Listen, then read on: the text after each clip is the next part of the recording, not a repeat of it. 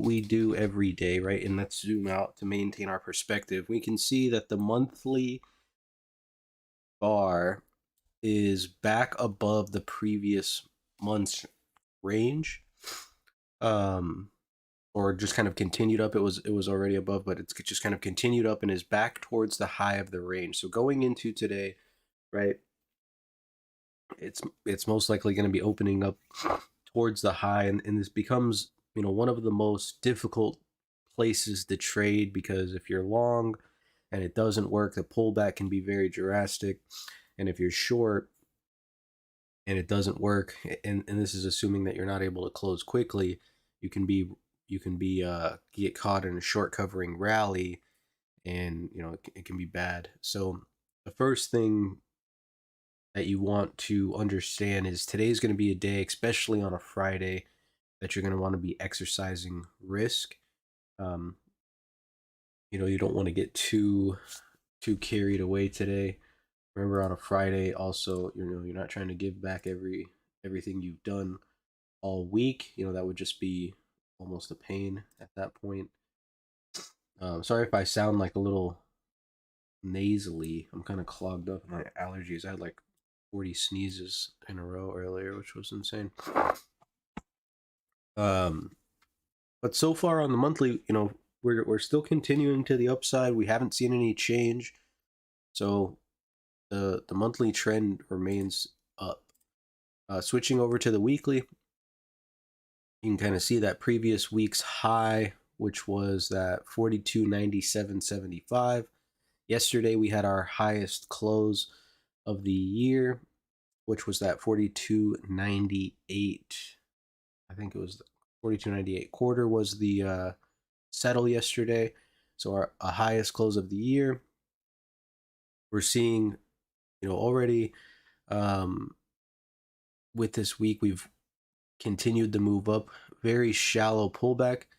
Um, and so whenever something like this happens, like we get a small week, the one thing that I start to think about is, if we don't get a continuation up today to end the week, how hard will it be? Like, if we just kind of balance in here, how hard will it be to trade to that previous week's low to get a cessation of one time framing on the weekly basis, right? And that low being 42.64 half. So if we don't get this continuation to the upside, it seems very likely that we will trade below this week's low next week. Um, that being said, that's a trade that I like to look for, because typically, especially if we're up here, you've got a lot of, probably trapped traders, and any cessation there or any move lower probably could bring out some buyers. So if we just balance today and we do get a pullback next week, I think there's going to be some opportunity. And if we zoom out and imagine that these are 30-minute bars here with me for a second, we would say that these are single prints, right, on a weekly basis. We can assume from the balance down here lower that there's still stuck shorts here below holding the market up. And so if we don't get continuation next week when we open up, likely the target is going to be somewhere inside here, and that's about that 265 area to 225 area. And so there will be some buying opportunity somewhere in there, if we don't get that continuation to the upside today. So that's just something to think about, and something that I like to look at as far as the weekly basis goes. I mean, really, that's how I look at every chart. Um, is kind of like, okay, well, where's the gaps in the chart? And so where would these, like, I'm using quotations, you guys just can't see, but where would these hypothetical single prints be? And that's another way that can help you track inventory on a larger basis, right?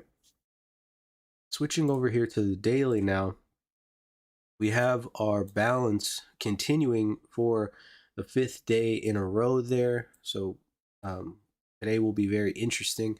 Yesterday we took the low. We were unable to take out that weak slash poor high. Right now the market's trading at 43.02, so we are very close to taking that level out. We got about 15 minutes. I was kind of expecting us, or almost kind of hoping that we opened up on a gap higher, but doesn't seem that it's going to be the case. I mean, it's only a couple points, so it definitely isn't out of the question. But I was thinking if they were able to gap the market higher, there was better odds for an upside move.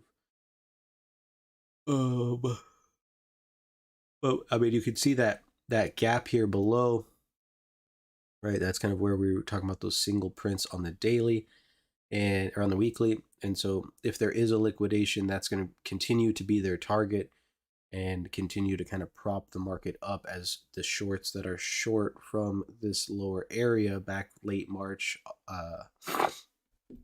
April, and most of June, or most, was it March, April? Oh, in May, excuse me. March, April, and May, and are still stuck short. Larger money is still stuck short. Switching over to the profiles here, just a little recap of yesterday.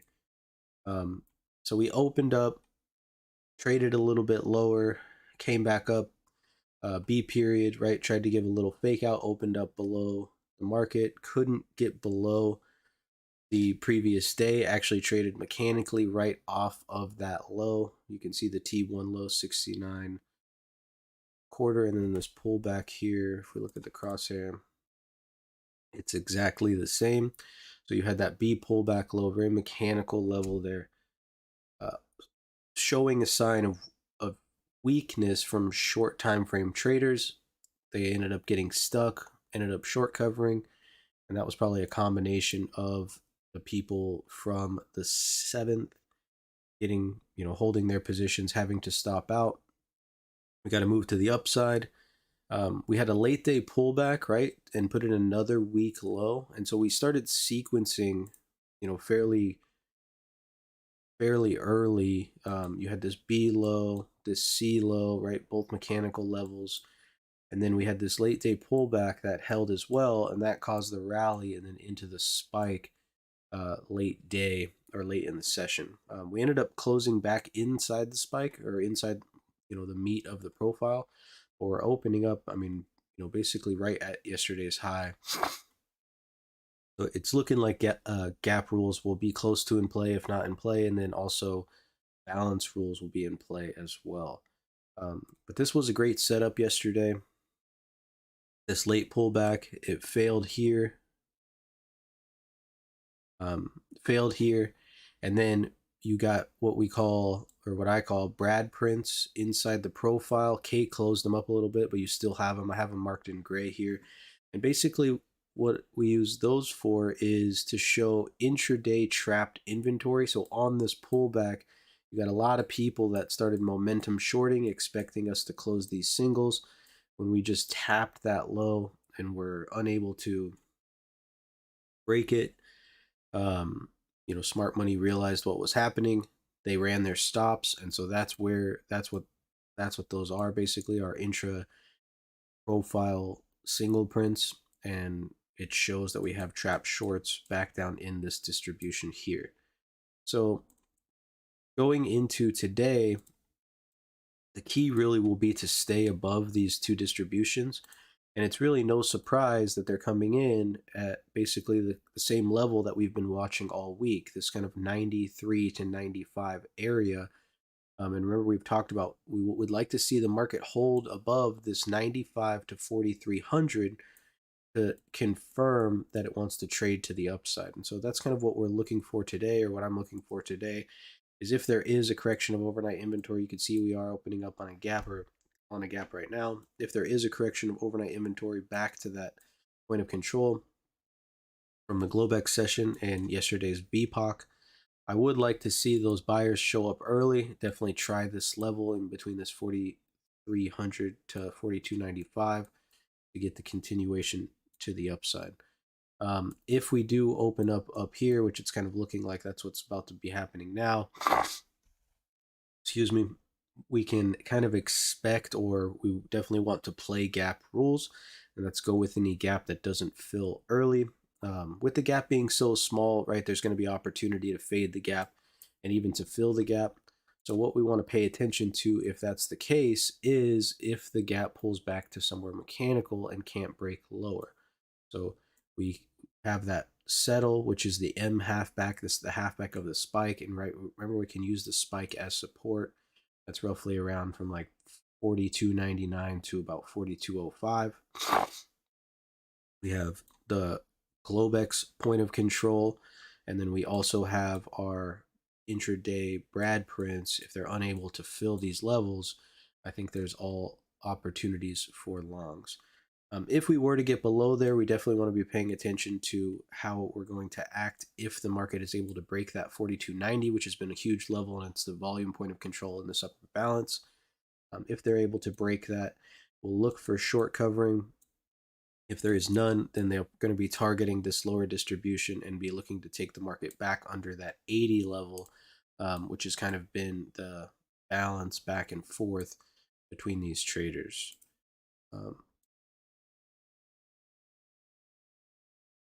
So that's kind of the plan today. More or less, we want to make sure that we maintain our perspective. Like I said, it's a difficult trade when we're trading at new highs and breaking out of a balance. So don't be afraid to just sit and watch until we get some more market generated information, right? And that might be 30 minutes, it might be an hour, might be an hour and a half, it might be 2 minutes, right? So that's why you make your plan, and you have your risk mitigation tools, and that's what we're getting into today here. So Brad, yeah. when are you going to switch contracts? Because my trading view already switched and the price is at 43.48. Yeah, so I'll switch or I'll switch Monday. And the reason I'll switch Monday is because the M contract is still trading more volume. If we switch this over here, you can see. So here's the M contract. We're at about 214, and then the U contract is at about 126. So Mhm. about 100,000 more volume.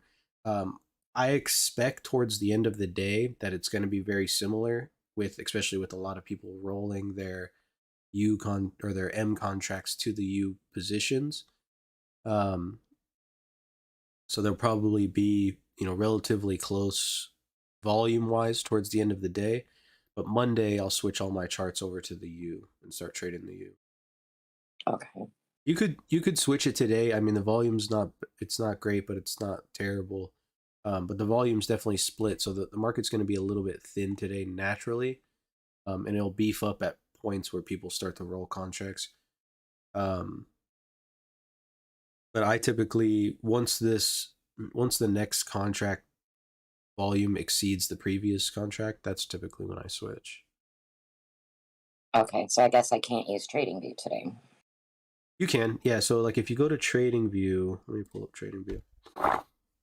Um,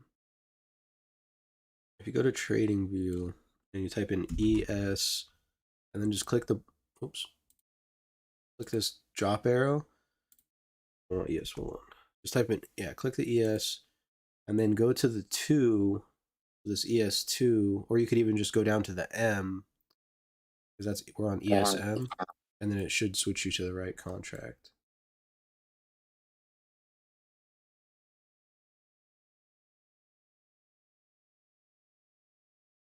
and there it is. Thank you. Yep, no problem.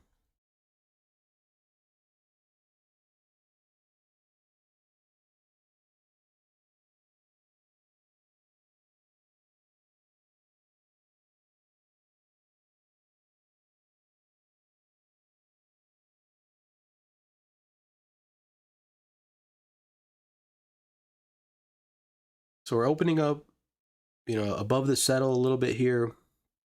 We've got overnight inventory is pretty much short, and we're opening up high. So the odds of the overnight inventory correction are not necessarily as great. It kind of seems like they're getting squeezed out as we're going through this market prep. And so, maybe we don't get that overnight inventory correction. This might be a jump in with both feet situation. We'll have to see. But we kind of expect the market here to be a little bit hesitant over this high.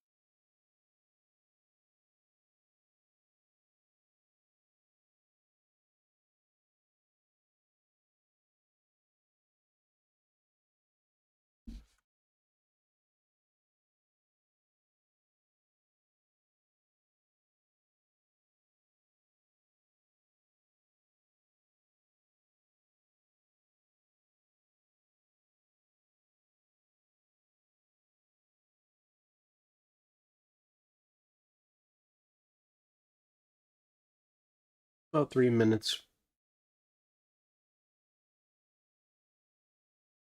Nathan, good morning, man. How's it going? I'm doing well. A little bit of allergies today. I was taking the kids to school and I sneezed 40 times in a row. Insane.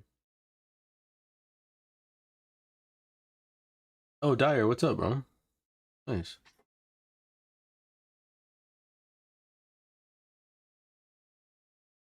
Yeah, you can hear it? Yeah, I'm a little bit nasally.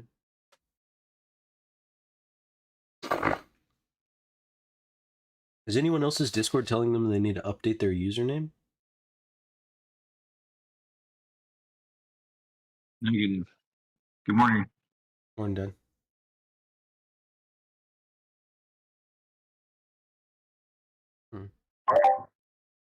You're trying to steal my fucking username from me? That's what I was gonna say. I was gonna say don't do that. I'm not gonna. Morning, Stace. Morning. They're like, we're gonna remind you every day. All right, well. So you got bit the hell, did you, Stace? Yeah, those bites look bad. Yeah, those bites look brutal. Well, that's just one leg. The other leg isn't as bad, but I mean they're all over my legs. That doesn't even cover all of it, but whatever. It could be those chiggers. I know when we were down in El Paso, we'd have to spray for that stuff. We'd have to spray our legs just to make sure we didn't get them. Because if you got them inside your uniform, they just fucking go to town. Yeah, they were talking. My neighbor. Morning, Gringo. They were talking about that, or she was. She said you gotta watch out for them. And we have the insect gonna come in soon with the those red ants. Like when you go check on them, sometimes they're not even out. I can't hear you real well. You sound all muffled. Your audio sounds garbled. The M will probably roll Monday. I think volume will pick up on the U contract and probably trade higher Sunday night. Is that better? Yeah. What I was saying is that our neighbor said you have to go outside if you're gonna have a gathering, because at night you'll have mosquitoes and the chiggers. Mosquitoes in the top half, chiggers in the bottom half, so you gotta watch it. But I didn't get bit at all. I'm sure Denise did, because she was out here swimming last night. All right, there's the open. Immediate pump right off of the open there. Some short covering coming in.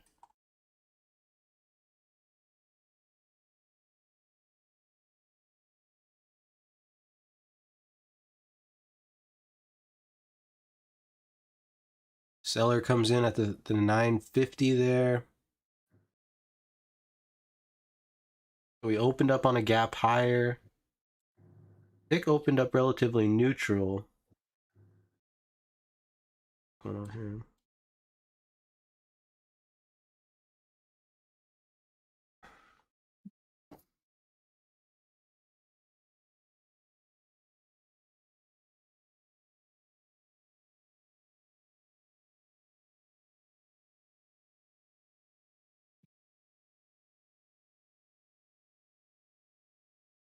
So strong offer comes in from the 10-ish.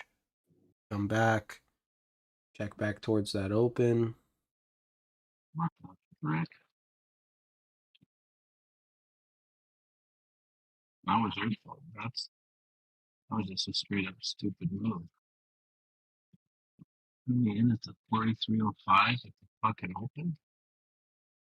What a piece of shit. Are you talking to First yourself? trade. Yeah, I did a trade. I got into a trade and I put it to buy in and it put me in at 4305. And I'm not sure why. And I should have had me in at 4309.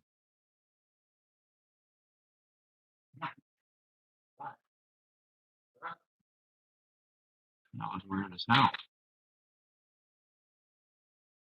So we kind of expected this hesitation, right? This is pretty, usual. You get to that top, you get a bunch of shorts that cover right off of the open. Offer comes in, you start to see a bunch of liquidations. Other offer comes in, so they re-offered that 8 level there.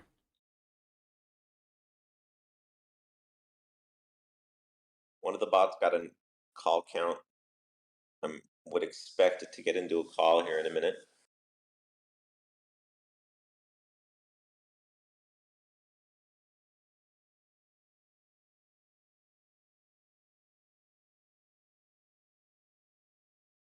Shorts just got stuck on that 7. Let's see if they can push down, but I think they're stuck on 7.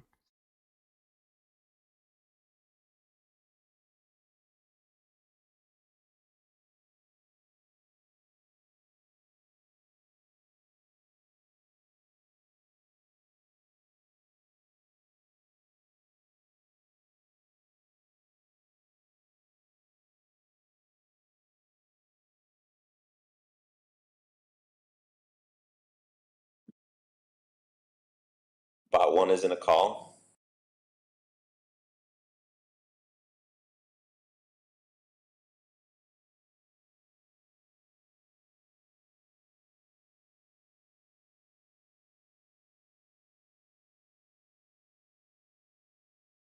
Big buyer tries to step up 7.5 and gets down ticked there, about 700 lots.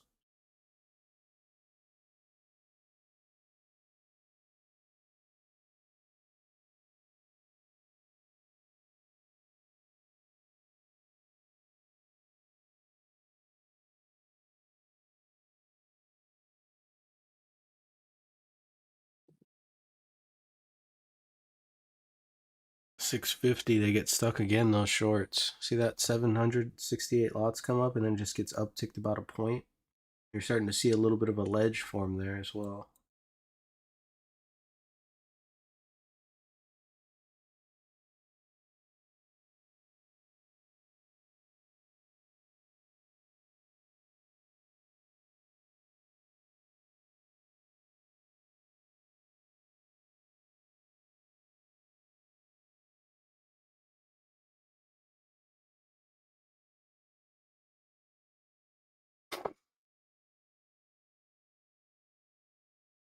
Offer comes down below the 650 this time, able to get some down tick. So you're seeing the offer move lower here.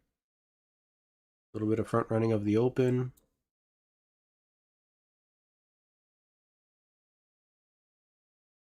Second bot has a call count. We'll see if it gets in.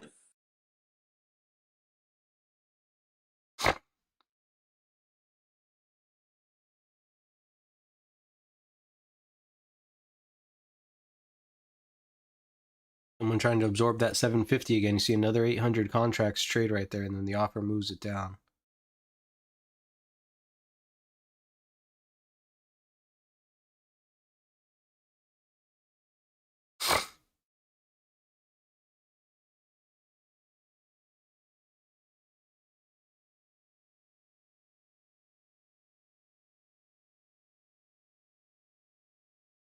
Pick holding below 0 here. Breath is pretty neutral. The NASDAQ looks a little bit stronger than the ES here. The Dow looks pretty much the same, kind of trading in the middle of the range. Weighted AD here is a little bit negative. Tech kind of holding the market up. You want to pay attention to financials here and see if they're going to catch some upside or if they're going to trade lower.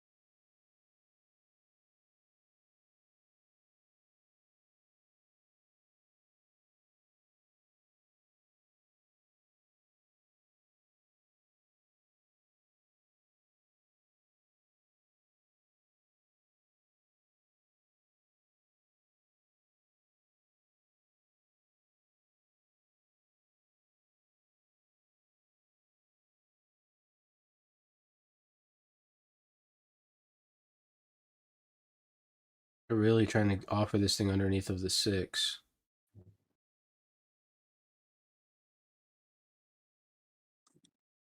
Really tight range to start the session. For some reason, mine's 2 points higher than yours. I'm at 43.07. You're at what? Mine's at 43.07. I'm watching yours and I'm watching mine and I'm wondering why I'm so high. Yeah, yours is Everything was wrong. known down to where you're at. Maybe my data is like hella slow. Yeah, yours is delayed for sure because mine's definitely live. Yeah, it probably is because of that damn Wi-Fi. I thought they were coming in. I thought AT&T Ubers was coming in to install. Yeah, not till tomorrow. They delayed it. Well, at least you'll have it for Monday. Yeah. What I'll do is I'll just watch Brad's, and if it drops, I'll buy. No, yours is no, that won't work. Yeah, because you're I know. delayed. I'm just kidding. I'm just kidding. If that was the case, bro, and you knew what was going on, shit. That would be Okay, second fucking bot just got another awesome. call again. I think So it should get in. you're seeing Microsoft look real strong here, up about 0.5%, but around the block here, Apple's up 0.8, AMD's up 0.85, Amazon up 0.62, Google's up 0.5, Meta's basically up 0.5, Microsoft up 0.75, Netflix actually down 1.5, Nvidia up 0.3, Tesla down 1.1. NASDAQ making a new high as we are speaking. And we're looking for 25 here, guys. That's what I'm looking for, at least. Okay, second bot got into a call. So both bots are in calls. Well, all 4 bots, actually. Excuse me.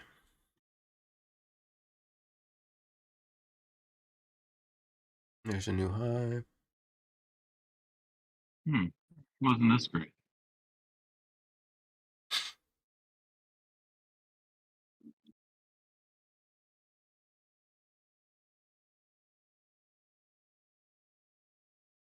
Taking a beating.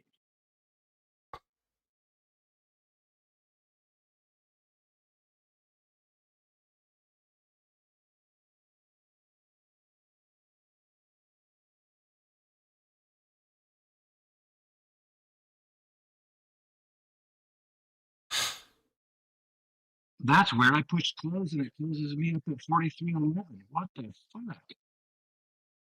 I gotta restart my system. This thing ain't working right. Mark LC says Tesla and Nvidia. What about them?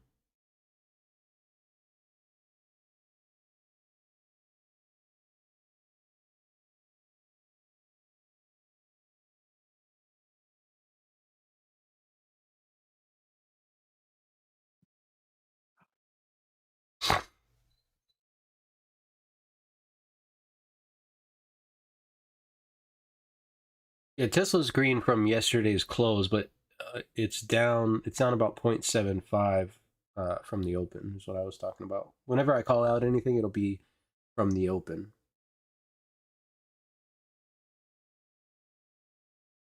All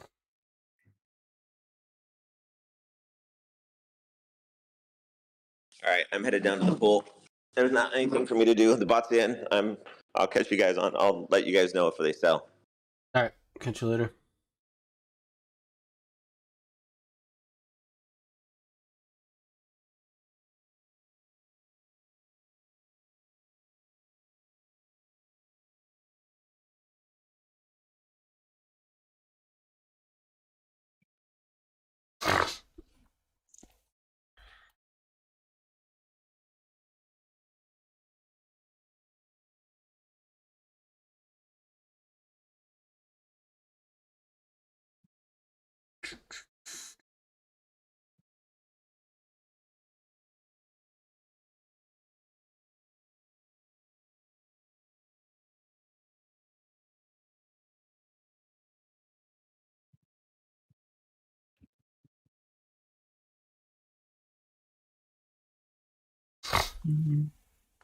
Well, plus 12 from the close. Yeah, I have Tesla up like 5.27% from yesterday's close. Yeah. I would have thought you'd have just stayed out here with it. You just wanted to get in for a minute. Yeah, I just wanted to take a shit myself. So you're seeing a little bit of offering coming in here around this like 13.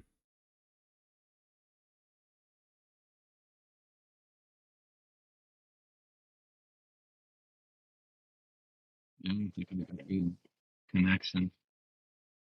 My shit's fucked up.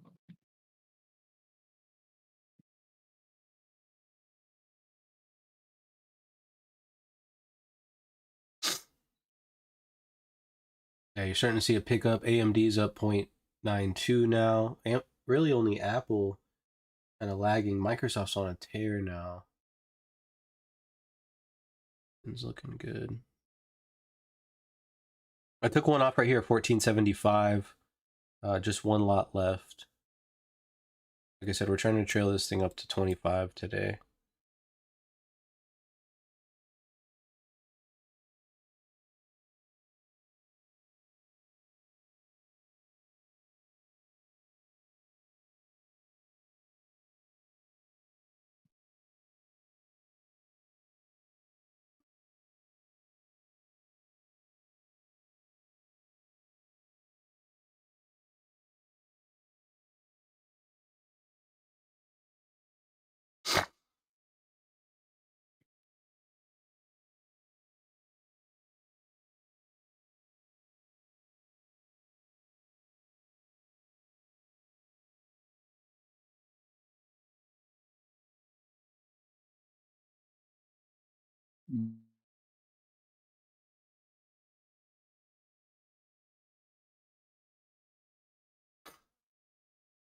A little bit of that offer comes in up there at around that 15.5.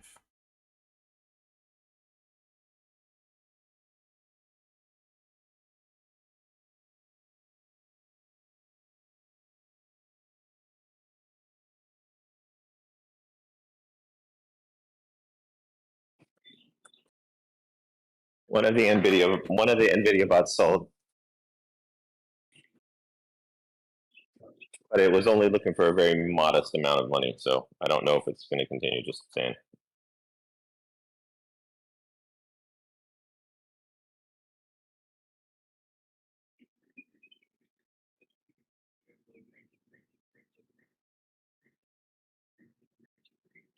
I added right here on the 13.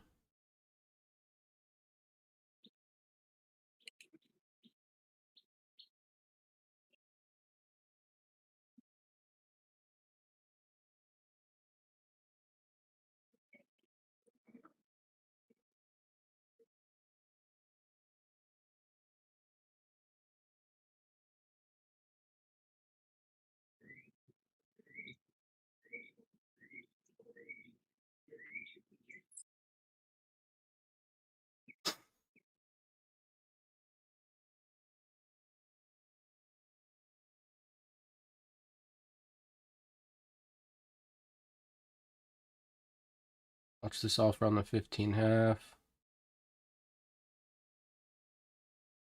It's a little smackarooski there again. Seller trying to come in here.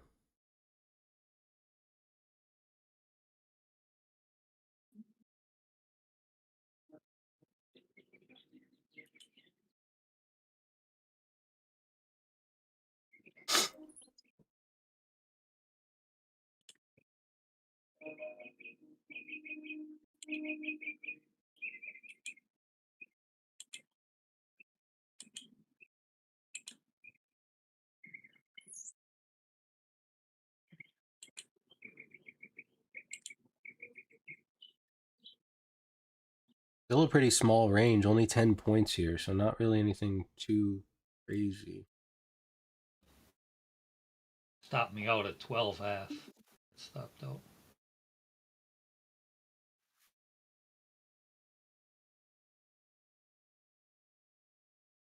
And a runner. Yeah, I'm looking like at 10.5 for a pullback if we keep getting another move lower. I think that's where the buyers will be at. Yeah.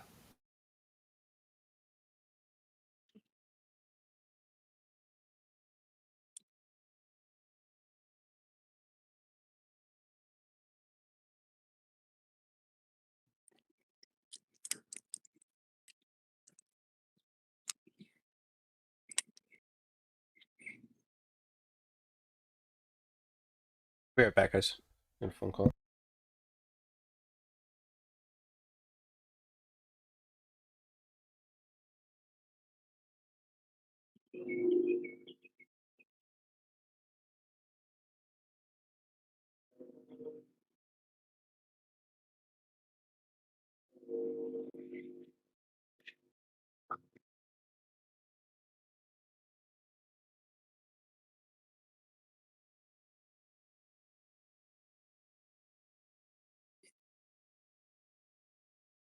Okay, now I'm set up right.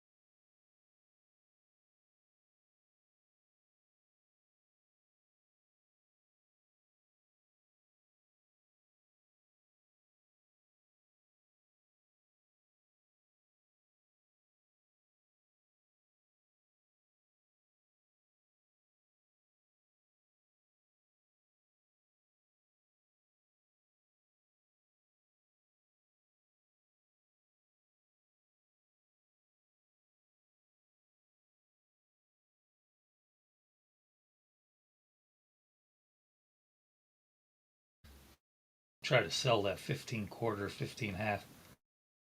Doesn't look like it's working for them.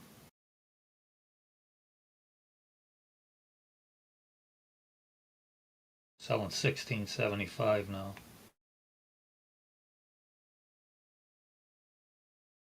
Holding for now.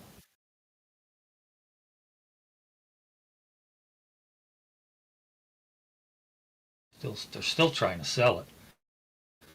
Getting run right over though.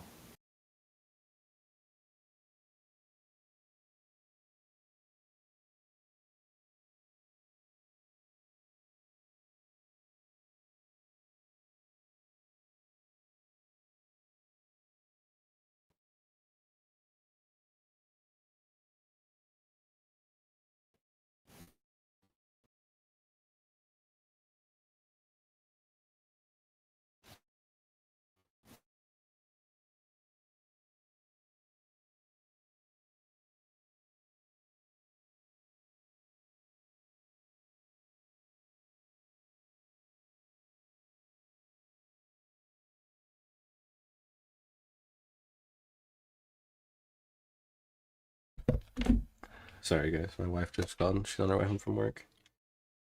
She's like fucking talking to me, and I'm like sitting here in a trade, like adding to the trade, taking off, adding. She's like just talking. And then she said something. I said, okay, sounds good. She's like, did you hear what I said? I'm like, I have no idea what you said. Can't listen. And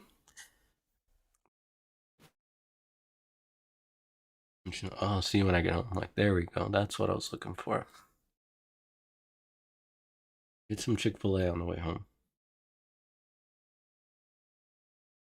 Dude, when I am working and I'm trading, it is a freaking craziness. Like I literally am like in the middle of trade while things are going on, and people will talk, and I just sort of have to go, like you said, like you're like, yeah, everything's fine. You know, that sounds great. And then I have to realize that I have to pay attention sometimes because, of course, they're going to ask me shit.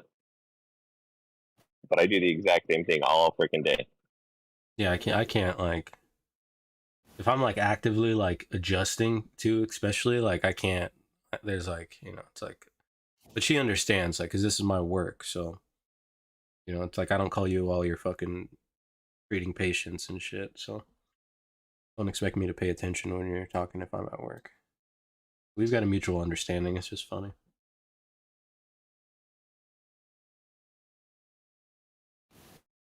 Yeah, I'm praying to Jesus that I can get that same respect. Dog barking. Well, remember, praying's only going to go so far. You're going to have to actually, you know, take action. That's what's going to make it discipline. Oh, 100%.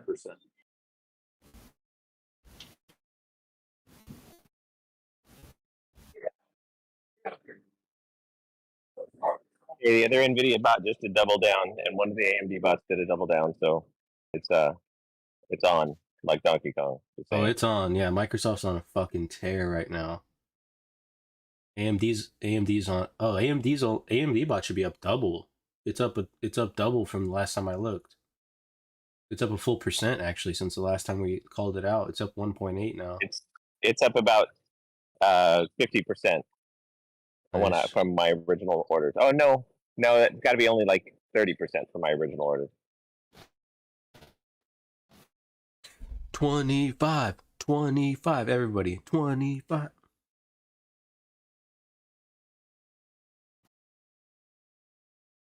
Would you get in here, Brad? My last ad was at 12.75. So you'd get an opportunity here at like 16.15 half, where Roach was talking about those sellers that got stuck. That's kind of your next opportunity. You're seeing offers try to really stack here. You see that 500 lot move lower? These sellers got stuck early because they tried to hold the 7, they got blasted. They tried to hold the 12, they got blasted. They tried to hold that 15, they got blasted. So now they're trying to get back down to that 15, 12 area to try to, you know, get unblasted. But this is like one of those, you know, those films Everyone gets blasted. Oh, look at that. I'm already in profit. I got bought in and it's already in profit. How the fuck is that possible? Yeah, it sounds like your dad is fucked up. I would shut down. Or like pull I'll up have to, pull up your rhythm. there we go. Now I'm Is in it- line with you. Okay.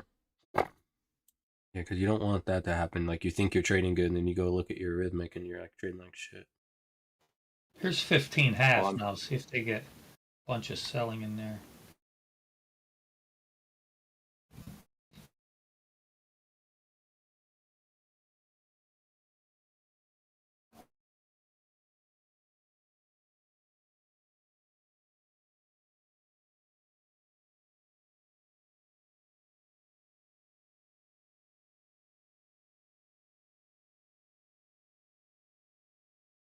And if you add it at 15 half here, like don't be afraid to take it off at 17 below this 500 or 600 lot order. Like, because most likely they're not just going to power through that on the first try. So you get an opportunity to just kind of scalp a point or a point and a quarter right there up at the high. But you just don't want to get too attached when you're adding towards the high of the session. Or maybe you enter on 2 here. You take one off at, if you got 15 half, take one off 16 half, put the second one at break even. That way, if you get a deeper pullback, you get an opportunity to get a better position, and you're not averaging into a losing position. Yeah, I didn't even add on 15. I didn't add nothing. China. Sorry, my allergies are acting up today, Roach. I'm sorry. Just say I didn't hear you. You know, you said something. I couldn't figure out what you were saying. I said vagina. Oh, my pussy hurts. Because I just sat here and watched it happen, and they did get stuck there. But Yeah, they did. Yeah, you called it out. You're like my spotter, Roach. I'm telling you, like when you call stuff out, it's fucking dead on, and I'm just over here just fucking shooting targets. Second, NVIDIA bot just sold. AMD bots are still in. Yeah, my data is fucked up. My data is hella slow. I'm watching yours and I'm watching mine. Well, if you're on Wi-Fi too, like, I mean, I'm getting like 1,000 downloads. So 5G. but once you get that AT&T worked, yeah. Uverse, you should be chilling because that's fast. It should be fiber Yeah. wire. Is it? It is. It's Hey, fiber once wire? you get that, yeah. I got Once you yeah, get that that's dope. once you get it installed, let me know. I will come over and I will set up your network so that you are good. I'll enable you to take pictures of everyone's license plate. So that's next week. But for now, I'm just gonna install or get his network up and running. And by the way, would they chip in? Because there's some network hardware that you should get to like help your network. So if you want it, I can set you up with a really solid, like more than just the internet coming in, but like you'll have stuff in place to keep bad shit from happening on your network. It'll cost about $500 though, but it's really solid and very easy to maintain. Like it's the best thing I've ever seen, and it's easy enough for someone who's not a techie to use it. We see shorts immediately cover as soon as B period opened right there. Even a little bit lower, those shorts got stuck on 14 quarter, it looked like. and as soon as it broke above 15 half, it popped a little. Yeah. You can sense a little bit of nervousness here, and you're seeing the sectors, even healthcare is back to flat. And for the most part, it's kind of like that day that we had, right? A risk on day where all the lower sectors are kind of like just getting sold down.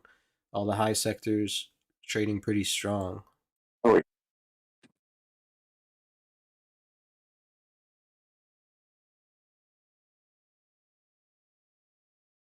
So you're through that 17, which is where that big offer was at. 17 quarter. Next big offer's up at 20. 19, there's one. They're starting to just stack. Yeah, it's like a repeat of the end of the day yesterday. And if we switch over to the daily chart real quick, I'll cover up the profile for a second, but you switch over to this daily chart, and remember back here, this high from here is actually 27.5. And then we start to get into like the daily single prints here, right? So if we were to take like a box tool and kind of extend these over, I don't know. it's up, close to that. What's this low here? This low would be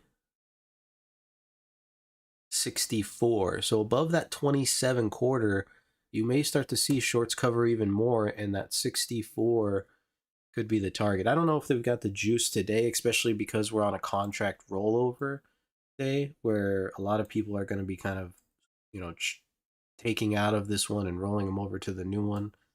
But we should at least hit 25, which will be cool.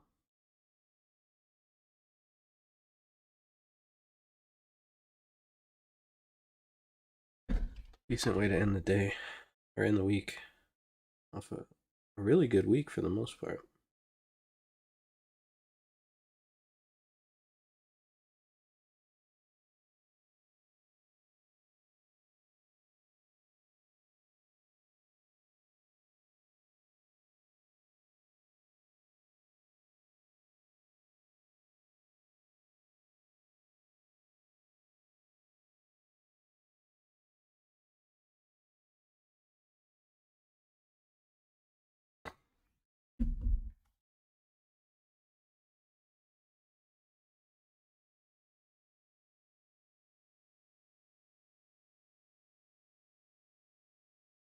It'll be nice too because what was Tuesday, the 6th?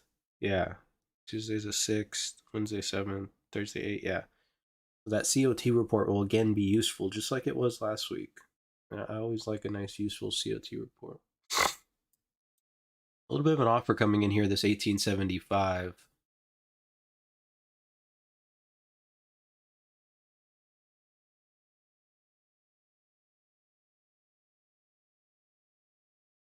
Yeah, it looked like 1775 was the last offer that got run over.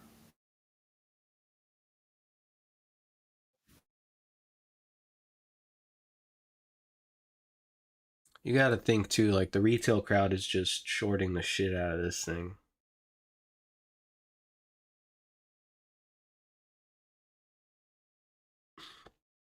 Every time there's a dip, they're like, That's only because they don't know what you do. Sorry, just kidding. no, I mean, Stacy, what are you on vacation again? Yeah, Burn. I am. Holy You know fuck. what? I will. I'll turn on my share. I'll actually show you guys what I'm. I'm sitting Like by the lifestyles pool. of the rich and famous with you. Yeah, something like that. Right? Yeah. Holy Fucking Christ. just on vacay all the time. This is my trading view. Well, honestly, I could just not do anything at all. But then, of course, we have the nice stuff off behind. Excuse me, I'm missing it. It's a hard knock life, they say, right? That drive me flying that much. It drive me crazy. You posted or no? I didn't see it. I think he's sharing his screen or something. I was sharing my screen. I'll send a screenshot or send a picture. That way it's easier because I know you guys are looking at the other stream. So I'll send 2 shots.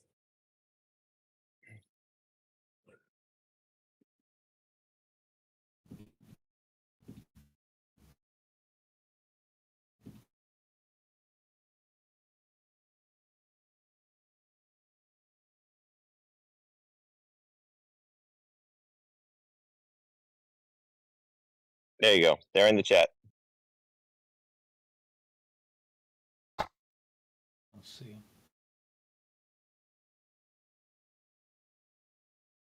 I'm in the wrong. Oh, there they are. Okay. Yeah, Thomas, I don't think they're FOMOing in. I think they're trying to short this. This is what it seems like. Yeah, that's nice. Sorry.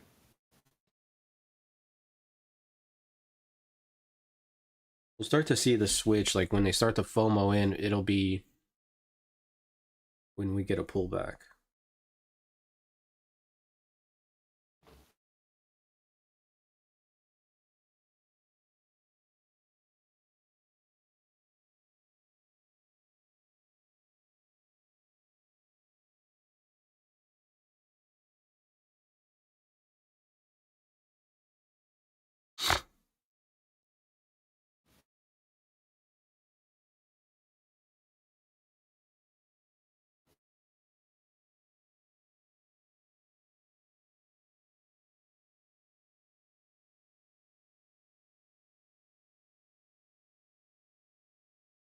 See these offers chasing the market lower, trying to get out at a lower price, and then as soon as we get an uptick, they just disappear completely.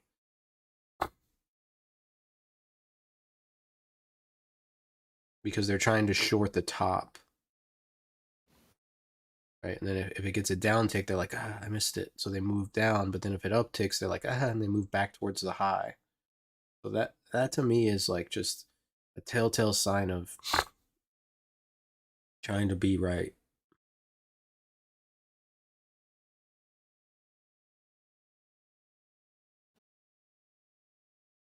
Let's see if they can get this thing back down to 17.5.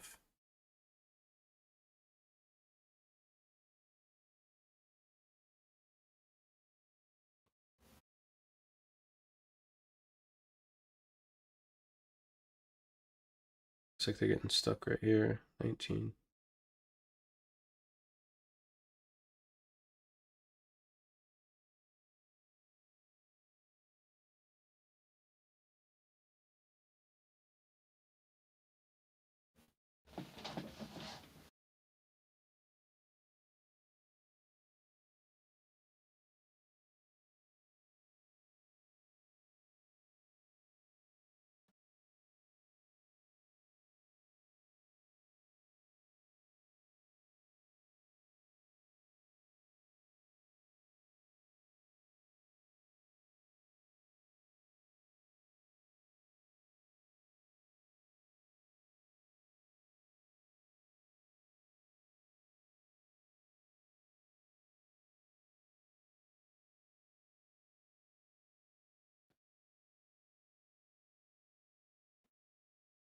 Offer's trying to move down there on that 18.5, it looks like.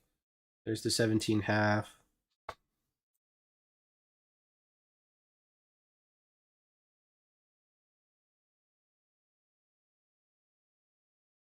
little bit of short covering there. Offer's still continuing to move lower here. You wouldn't buy in right here, the 17? 17.5? Yeah. Yeah, I like this level. They put it on there.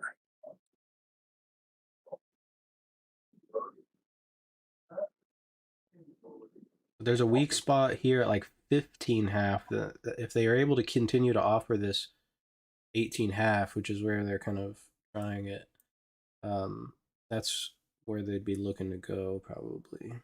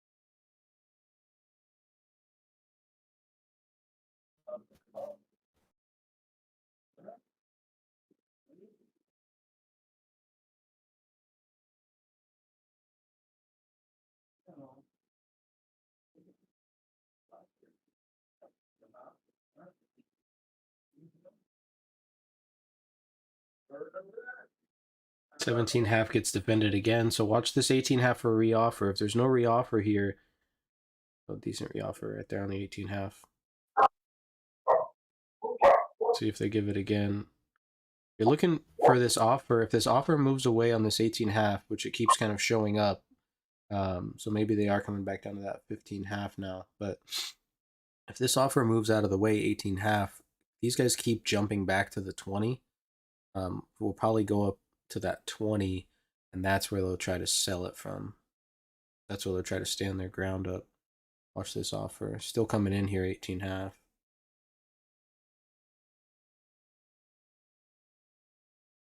It's upticked there. You just sold 18.25 pretty good.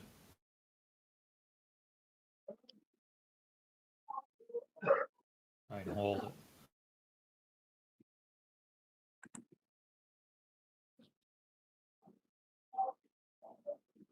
I'll be right back.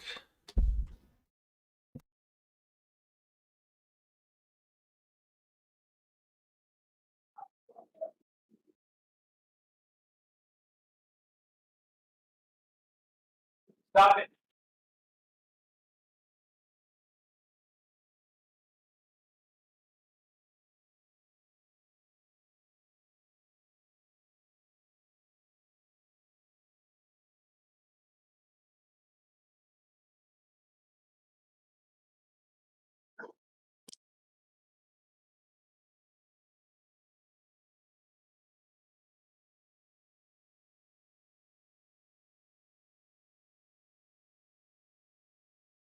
Oh, dude, you bailed hella too early. Where are you? Oh, I went and got another cup of coffee. I guess still down. Oh. Oh, because I was looking for it 30 hours. Oh, yeah. I'll get it. I wanted to do it before the public release that. Are they on their way? No. No. They ain't gonna come over here until the furniture says that it's on its way and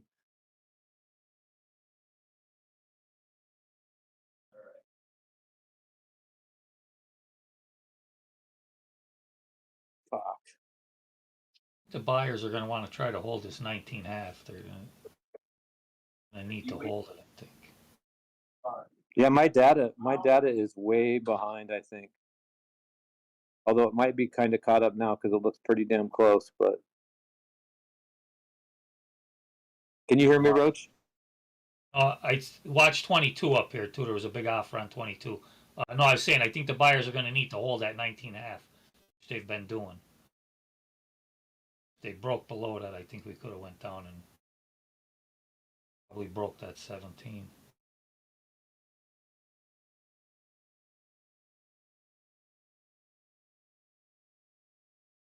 Went short 22. I'm just saying if you might get a little resistance. You're there. short from 22? Oh, no. I would not short 22. I'm saying you might get a little resistance right there. They're not even a little bit. Trying there, but looks like they're going to get run right over. This area that we're in right now, I went and looked it up. This let me see if I can. This is the value area from August 19th of 2022, from 23.5 down to 14. Yeah. Appreciate it, Simon. Put a lot of time in this area.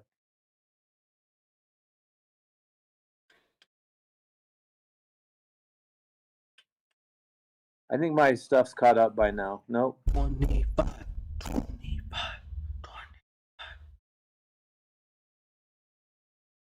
One of the AMD bots sold. There's only one left.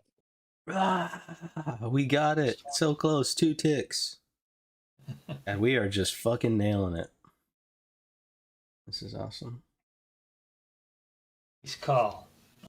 So much for sell in May and go away, huh? Fucking bullshit ass market thing.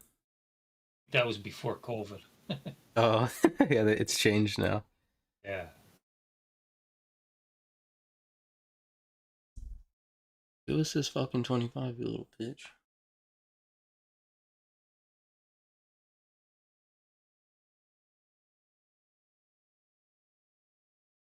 For the first 2 weeks, yeah. Yeah, that's true.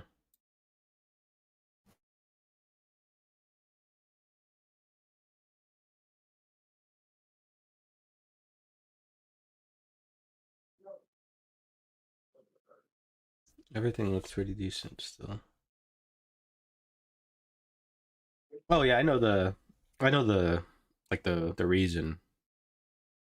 I just think like the media pumps certain things on purpose to try to like get into the mindset of retail traders. So they're like, oh, selling may go away every year. The fucking statistics say do this, and it's like, you know, like what will happen is like retail traders will like it completely ignore like what's going on in the market, and they're like, well, it's fucking May, so this thing's going down. I'm just gonna start buying puts everywhere, and then, you know, as a financial manager or, you know, it's larger business, they're like, oh yeah, oh, you want to buy puts? Here, I'll sell them to you. What do you want? Here, yeah, got them. Yeah, oh, It's because puts, they yeah, could got sell. them, got them. They could sell pretty much anything that's easy to the public. Anything easy, they could Yep. sell it to the public. You know what I mean? Like average cost or average in. Just put your money in the IRA, and when you retire, you'll have a lot. Yeah, right? How do you know? I mean, you look at a chart. If you buy the highs, might not be that great. You know what I mean? Yeah. Anything that's easy, like just keep putting in so much money every week, and you'll be fine. Well, it's easy. I do it. I don't have to do no research. I don't have to know anything. They got their hands on your money for 30 years.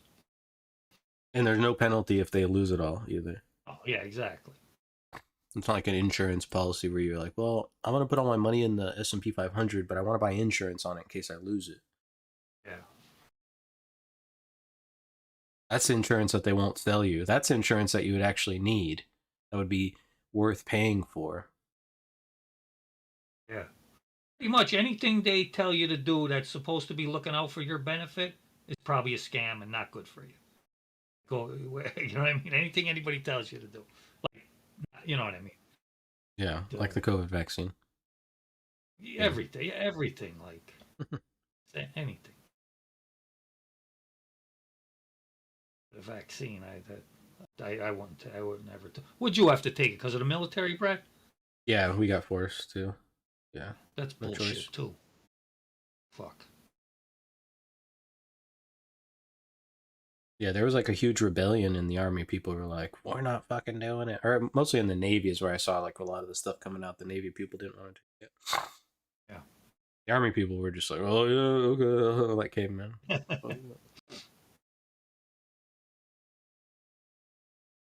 You got to have a little more brains to get in the Navy, right? Than the Army. Yeah, not really. Huh? It's all the same. What about the Air Force? I thought the Air Force was a little more smarter too. Maybe years Eh, ago.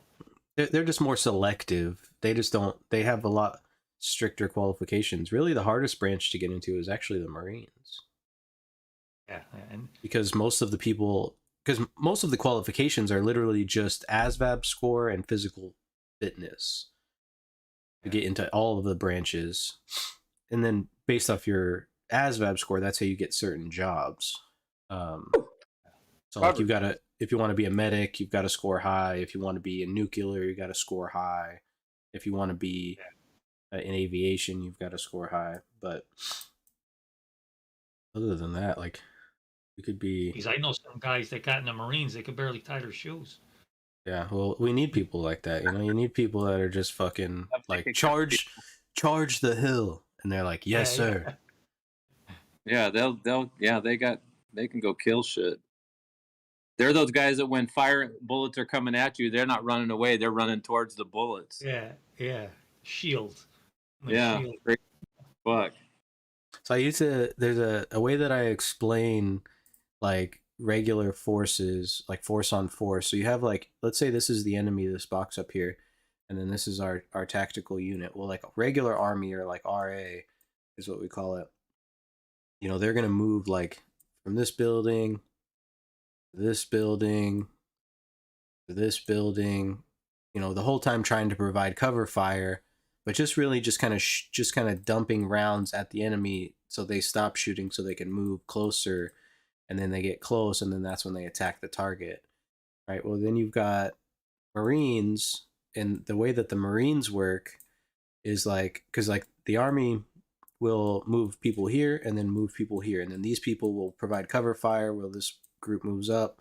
These people will provide cover fire while this group moves up, and that's kind of how it works. Well, the Marines, they just fucking go like this, the whole unit, just all at once, just fucking. I've got this sweet picture of a group of Marines standing outside this medical building, some foreign medical building, and I was actually on the roof of another building with one of the riflemen, and I mean, they're just like fucking like 25 of them just stacked in front of this building. Like I could have been standing inside the door and killed all these Marines with the fucking 22 because they just came in so slow because there's just so many of them. And then you've got like the Rangers, which is like you got like Recon Force, which is a Marine unit, which is basically like the Rangers, and they do a similar tactic as the regular army, but they kill everything, like on the way up. Like so they move here and like everything dies. Like in between here, it's all dead. And in between here, dead. In between here, dead. In between here, dead. And then like the elite, which are the same, same, they're infantry, but they're the special forces or like force recon. Like they're here, and then like all of a sudden they're here.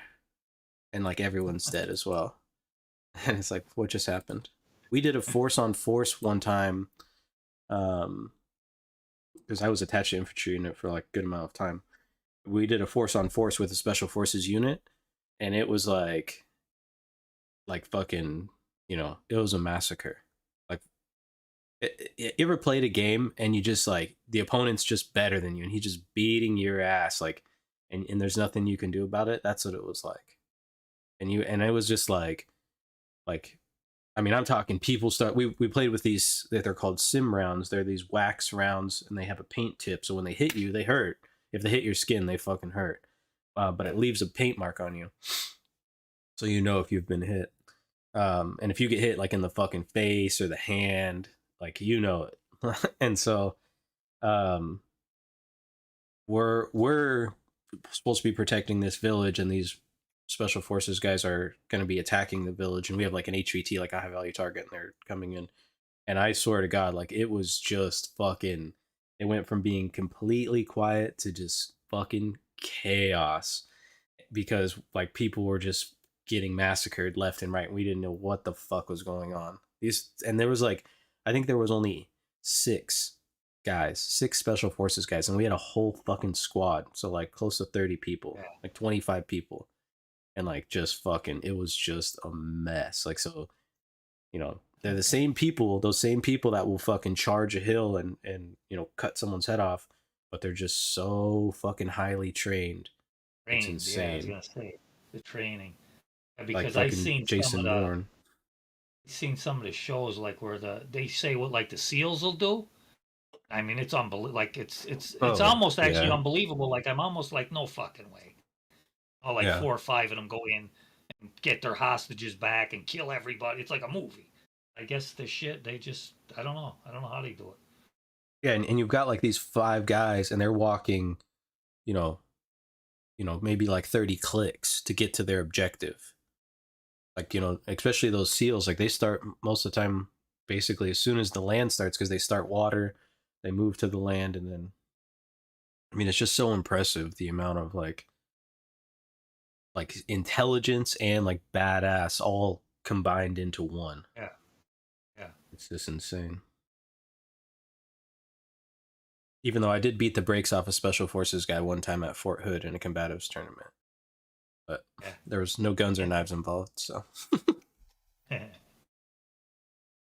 he was still special forces, so I was like, ass whooping. But it was just a pancreation. So are they trying to hold the market down now? 21. What? Are they trying to hold it down? I mean, you're seeing them kind of re-offer higher, and you're seeing a little bit of a ledge form up at the high, this 24, 23 half, but not really. I don't see, like, I mean, we're not getting back into this lower distribution. So like in this situation, we get a distribution here, we move up, right? Little baby distributions in here when shorts start getting trapped. excuse me, but you actually get another distribution here. Distribution has a ledge. We get above it, shorts cover, and then you have another distribution. And so if they can't get back underneath of this ledge, which is like 19, 18 half, right? 18 half was that big level they were trying to offer earlier. Then you get, you just, it basically shows like failure. So like, imagine we do our distributions. So this is an unfair low here, unfair high up here, unfair low here. Another distribution with an unfair low here and an unfair high here, right? Same unfair high for these two distributions, and the same thing. And so when they move lower there, right, they're trying to offer this thing lower. If they fail to really get below that 19 level to get inside this distribution, then it's showing that this unfair low is getting rejected and most likely returns to the opposite side, that unfair high, to see if buyers decide to buy up here, and then that can cause the continuation. Okay. We need one more tick of upside so I could get filled. Last spot is out, FYI. So all 4 bots are sold. So how much? You did good? Yeah, they were all Okay, in profit. I mean, they all hit profit targets. Yeah, I was that up 19 about doped. I think I was up about 30%, 40% overall between all 4 bots. My last ad was 1850, 1875, but that was at like 1007. 1008.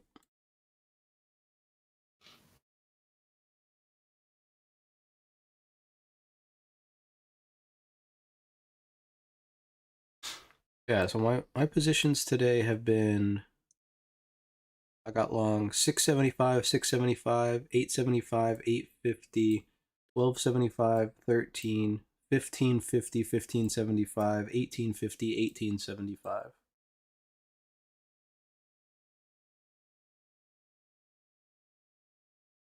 The Friday too. This thing might keep going for a while.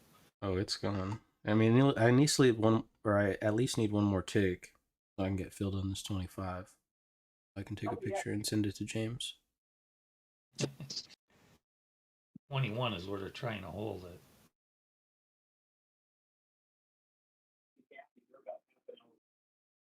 Yeah, that wouldn't be a bad trade, doped, if it came down to 19. As long as you start to see the short covering, right? You don't want to just fire and forget necessarily, but yeah, as long as you're seeing what you're looking for, then.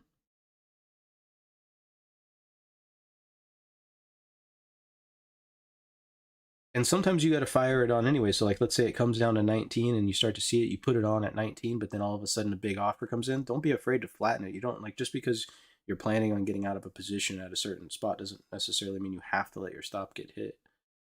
Like we talked about, if your stop is taking you out of your trades on more than 50% of your trades, that's something that you should look into and see, like, okay, well, why am I letting my stop take me out? If your take profit's taking you out, that's a little bit different because you're hitting your target and that's where your planned exit is. But if your stop, is taking you out on the trade, you can start to kind of zoom in and say, okay, well, I lost 2 points on this trade, let's say. Oh, come on, more tick, you little baby back bitch. If my stop's taking me out on this trade, what can I do to maybe turn this 2-point loss into a 0.5 loss, right?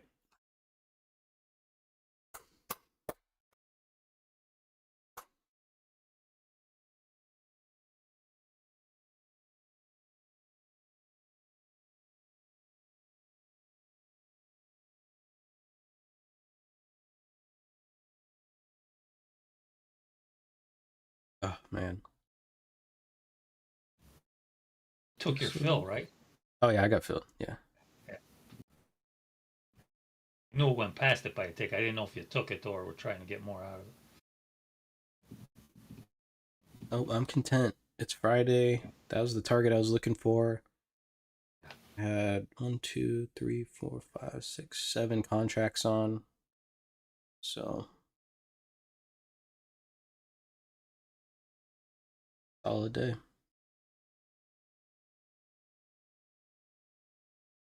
Got my sandwich essentials here. Yeah, you got your bread.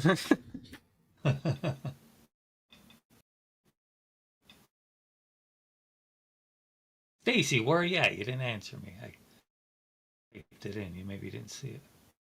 He's even Cabo. here. Maybe you there? Where? I'm in Cabo. Cabo. It's in Mexico, right? Yep. Cabo San Lucas. It's basically at the very, very tip of Baja, California. Oh, so it's barely out of the country.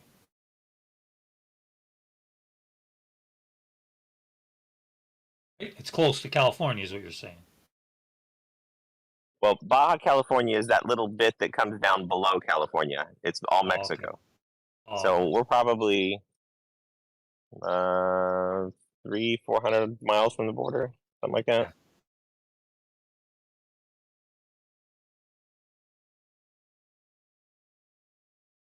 San Diego is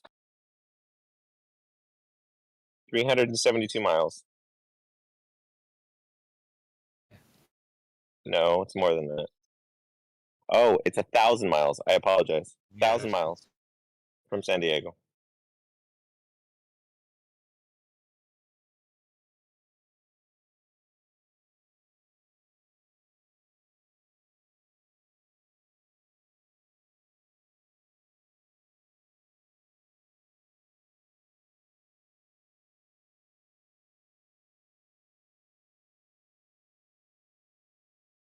Little peek around the block. You've got Apple up 0.25, AMD's up 2 and 2.1, Amazon up 0.86, Google up 0.96, Meta up 2%, Microsoft up 1.2, Netflix still down 1.2 but making a decent little pump. Nvidia's up 1.3 now, and you've got Tesla up 0.79, 0.82 now. The VIX is down here about 1.5% from the open. That's a pretty decent offer trying to come in here. They need to get back below that 19 to get any downside. I have no position on either. I'm completely flat.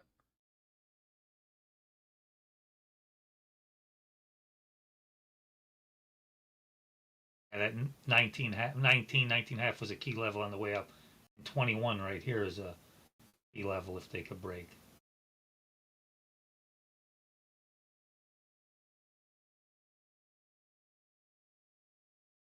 Like they want to, but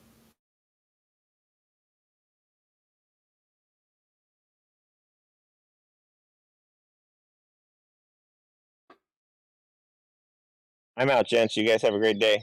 Bot's out. I got nothing more going on. All right. See you later. Enjoy your day, guys. Too. Yeah, not really. That's a poor high, so Stace. I'm not a huge fan of that. Well, they got, yeah, they got a lot, and I know they got that handheld computer thing, yeah, where you Kind of showing the lack of buying up at the high. And you kind of got some stuck buyers there on like the 24.75 as well. Probably people trying to buy the breakout over 25 and got stuck. this shelf right here, so they're long shelves, they go all the way. Right. But what they do, the front section one, 2, 3, 4, 5, 6, 7, 8, and they gear it to where Offer trying to move down on this 20. They're definitely trying to push this thing back down into that lower distribution. And if they do, you probably want to be a little bit more patient and try to go for like that 14 area. Below that below if they're able to take it. Unable to close those single prints though. That's a sign of weakness for sure, and you've got some stuck shorts there on the 20.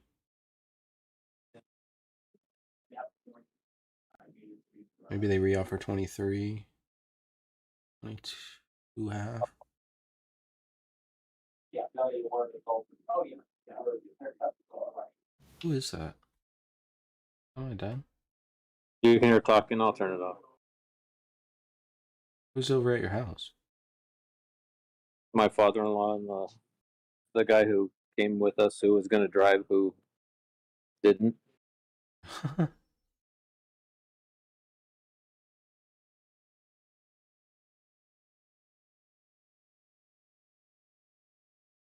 You're just there for emotional support.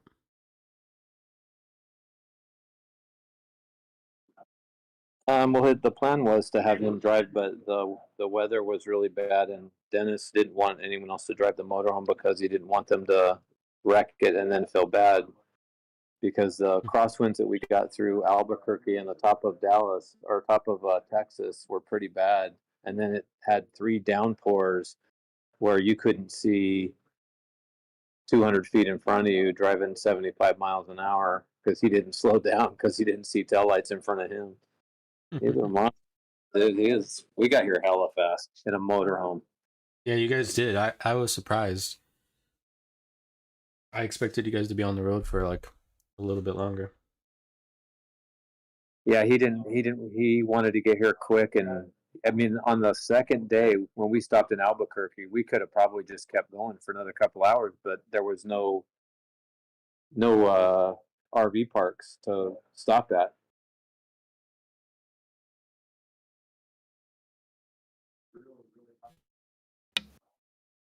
And you guys didn't go by the Grand Canyon either. I thought you guys were going there. Yeah, we didn't go by the Grand Canyon because everybody was a party pooper. But I'm gonna go by the Grand Canyon with Brittany and Odell when I drive them back in August because it'll be like 200 degrees. So I'm sure it'll be great.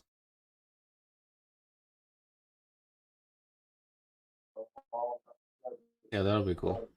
You got in at 20? Nice. Yeah, see, they reoffer that 22 half there. This 23 level is kind of where I'm expecting them to try to. I guess they kind of tagged that 23, but barely. They're kind of trying to reoffer here a little bit lower. We hiked to the bottom of the Grand Canyon years ago when we were kids. Same. If you look it up on a map, I hiked all the way into a city called, or to a camp called Supai. But Is that at the bottom? it's at the bottom, yeah. It's Yeah, that's we went to the bottom, but I don't know the name of the camp. well, there's like a whole place. There's several places to go to the bottom. Mine Yeah. was on the side, down in Arizona. Almost died. It was 118 degrees. We ran out of water halfway down. Sounds like ours. Fucking I bet brutal. didn't fill up all of his canteens because he thought we didn't need it. Yeah, us too. We didn't know. We were, you know.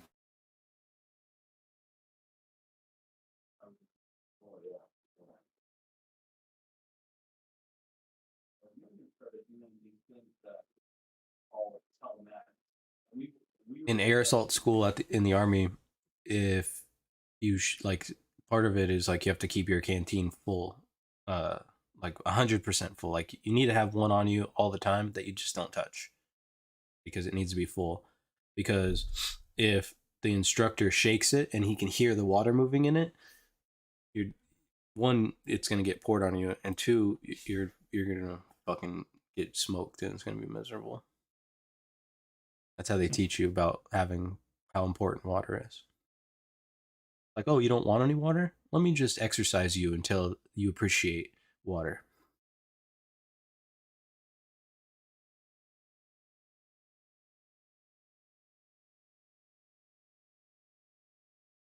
So it works, right? Oh, I drank first time in probably 2 months yesterday or 2 days ago at dinner, and What, it just water? tastes so. No, I had soda Oh, for the first time in a long time. I'm not a big soda drinker. Yeah, me not at all. I don't like carbonation. I don't like anything carbonated. You know who loves that carbonation is the English. Where's Tommy at? They love that fucking bubbly water. Bubbly water, yeah. They do. Yeah, my friend Mark growing up, his parents are from England, and they used to drink that. They call it fizzy water. They drink that shit all the time. Like with just like with like how Americans drink a soda. What do they call? How am I trying to think of the shit in the bar like they put in the drinks? Soda water. Yeah, but what's the? I don't know if you have the same name as we call it here. I forget. I can't think of it. It is Pellegrino. liquid. Oh no, comes out of the tap. Yeah, I'm It's not like sure. soda water. That is soda water, but we call it something a little different.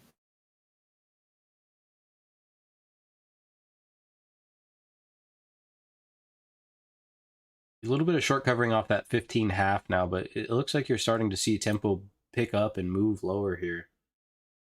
Yeah. Oh, the Perrier water, yeah. Club soda. That's what I'm trying to think of. Oh, club soda, yeah.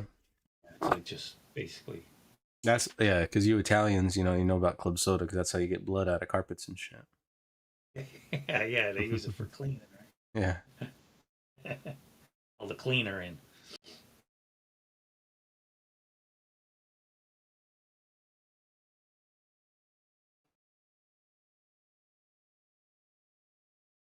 Yeah, if I'm probably going up to New York this weekend, but I should be back Sunday, and yeah, just hit me up. I'm down to do some review.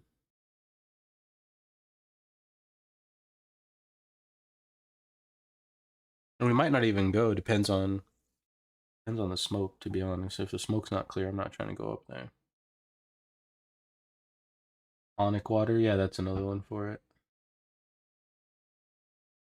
There's always names like it's funny like the United States, even though technically it's one country, it really is like there's so many different cultures all over the country and everybody calls stuff different. Like in California, we call sodas by their name. So like if you want a Coke, you order a Coke. If you want a Dr. Pepper, you order Dr. Pepper. Um, in the north they call it pop. Oh, let me have a pop. A fucking what? Yeah. And down south they just call everything Coke. I'll have some Coke.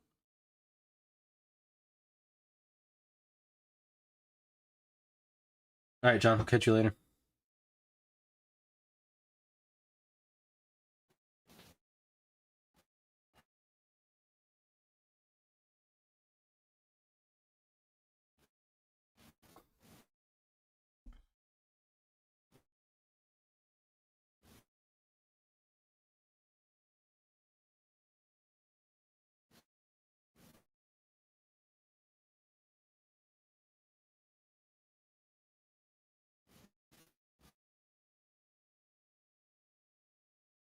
Do end up breaking this 14. Maybe down around 12 would be the last.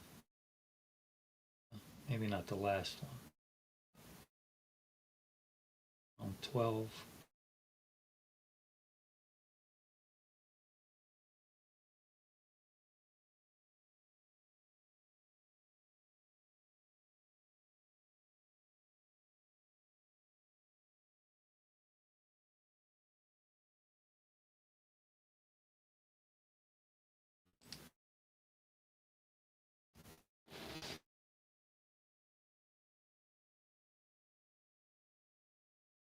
Yeah, they're trying to offer it a little bit lower here. Yeah. I was gonna say I'm not really convinced that we're gonna go back up, but that's usually what they do to you anyway. You're thinking, it's going down. Yeah, exactly. Kind of feels like run up might be over. I don't know. Not looking for shorts, but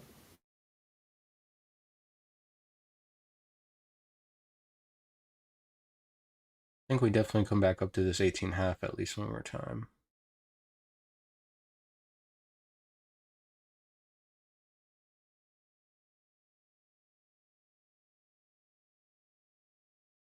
they're having trouble getting below this 15 area. Yeah, they're still stuck shorts down here. Yeah. I'd have to cover. And we're kind of seeing a P shape start to form here. We've got the stem and then you've got kind of this P shape, so shorts start to cover. Makes sense. Does look like you're getting some stuck buyers here at like 17.5 though.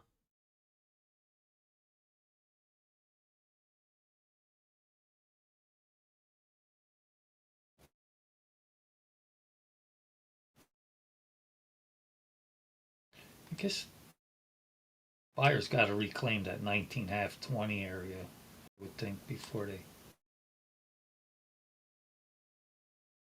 Yeah, the VPOC didn't move up.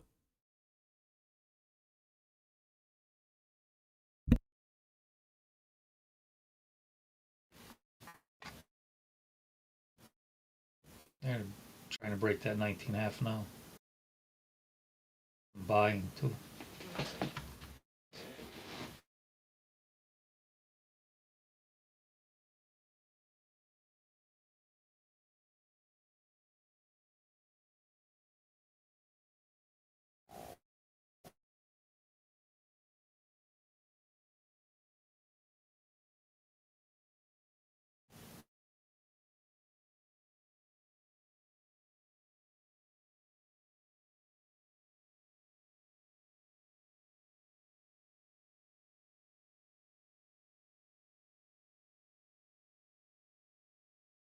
I guess they reclaimed the 19.5.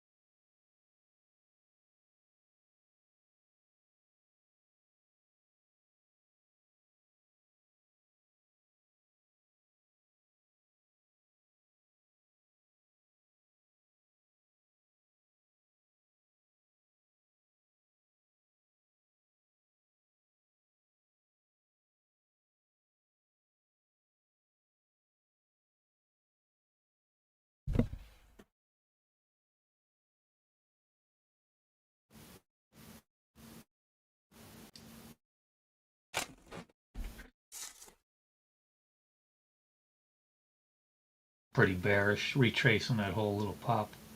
Yeah. And quick too. Like, Yeah.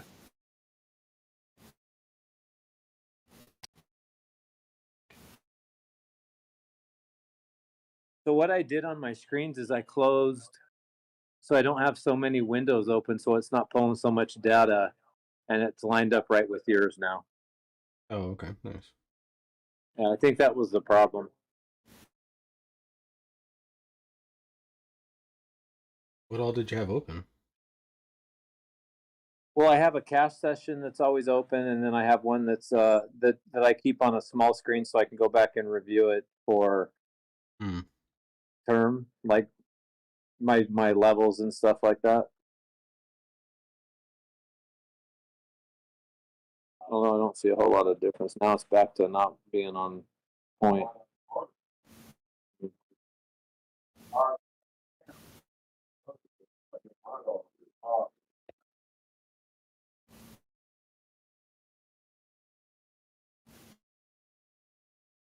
So kind of what I assume is that long's got too long up there, expecting us to break that 27 order, whatever that daily level was. And then now we're getting a liquidation here.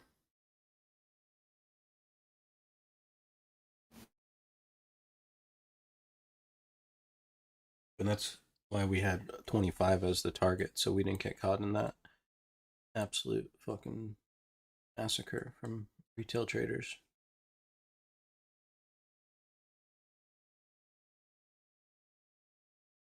Well, worked out like a charm.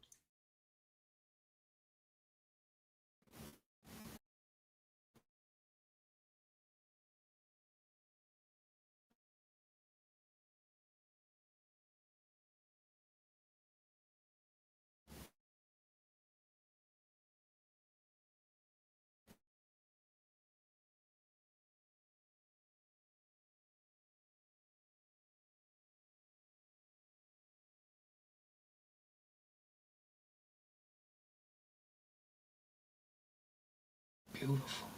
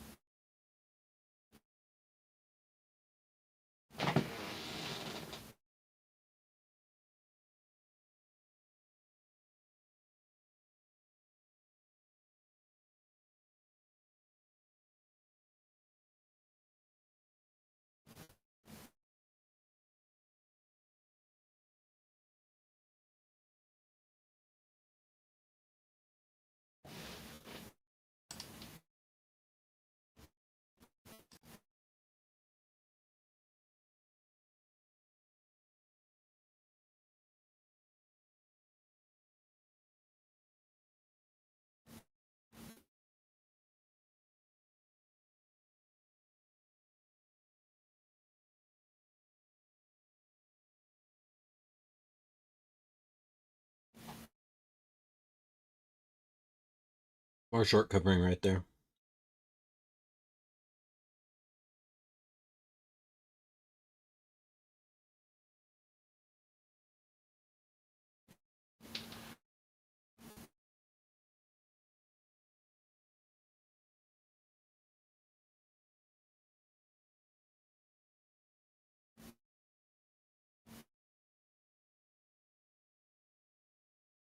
Tesla flipped red, down about 1% from its open.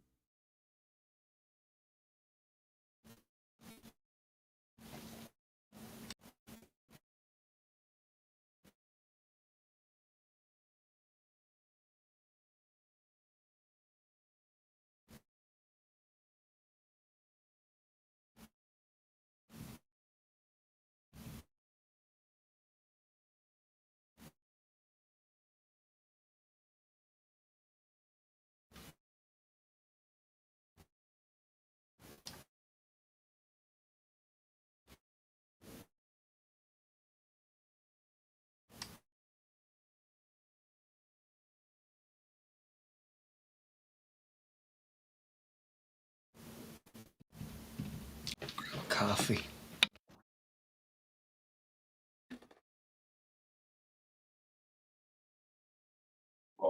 Would you consider this an area to buy in for a long? Yeah, not right now. It's kind of like a diddle in the middle area. I'd like to see the market get back above like 20 to show some confidence in the buyers, or even what's that? Love of and God. Or maybe like that 10 to 7 level, 9 to 7 level.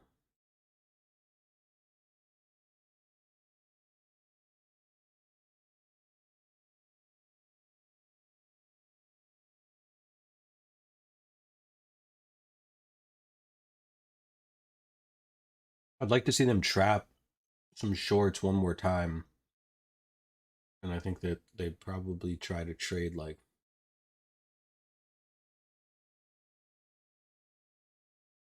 maybe this 20 level, get a reoffer.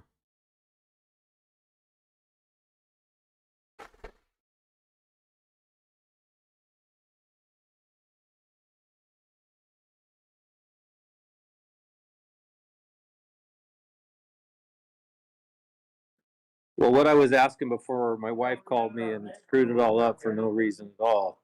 I was asking if 4314 was a good place to get in because on my chart I have that one marked as a good area to buy at, but too late now.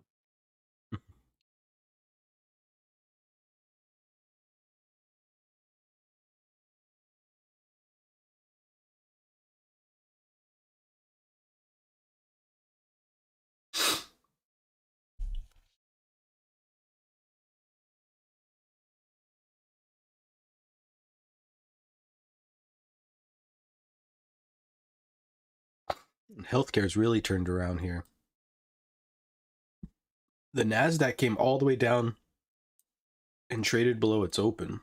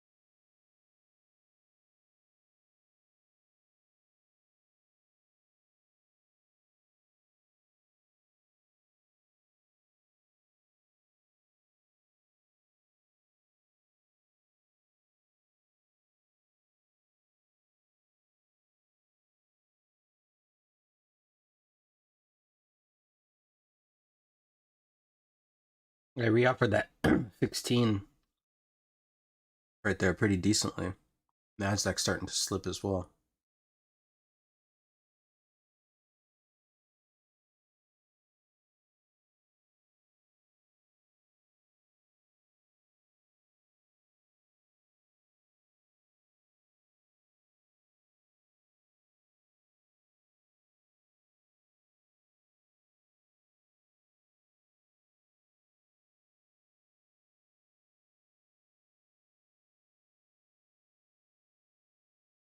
Okay, now that we're down here, do you think that 4314 would be a good buy area? I don't think so. I mean, if they keep holding it's looking like there is definitely some buying going on here, and they have a nice rejection of that 10 level. They reoffered that 19 pretty good. I'd like to see them. Um, I'd like to see that 20 half level. Just kind of see, because this is more like I feel like it could really go either way here from here. Getting D period opening up now.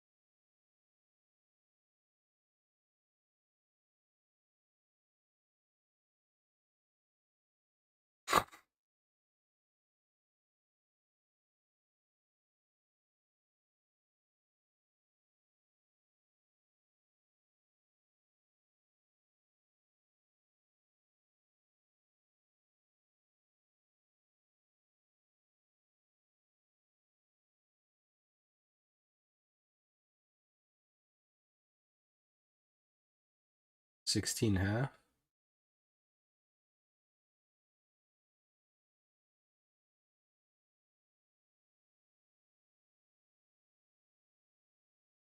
I don't really see it. I don't see really a lot of aggression from either side right here.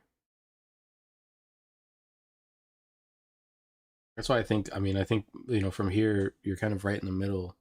It could really go either way. So it'd be better to really kind of see it back above 20 and see if there's a reoffer, no reoffer, then we'll probably trade back towards the high.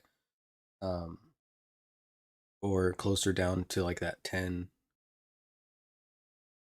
and 12 level, maybe. Levels at like, yeah, 11, 12.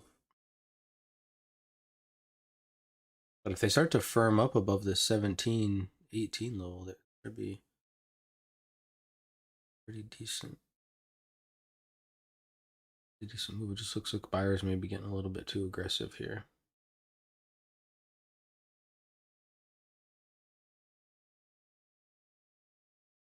You may need like one more little pullback in order to shake out all the weak longs.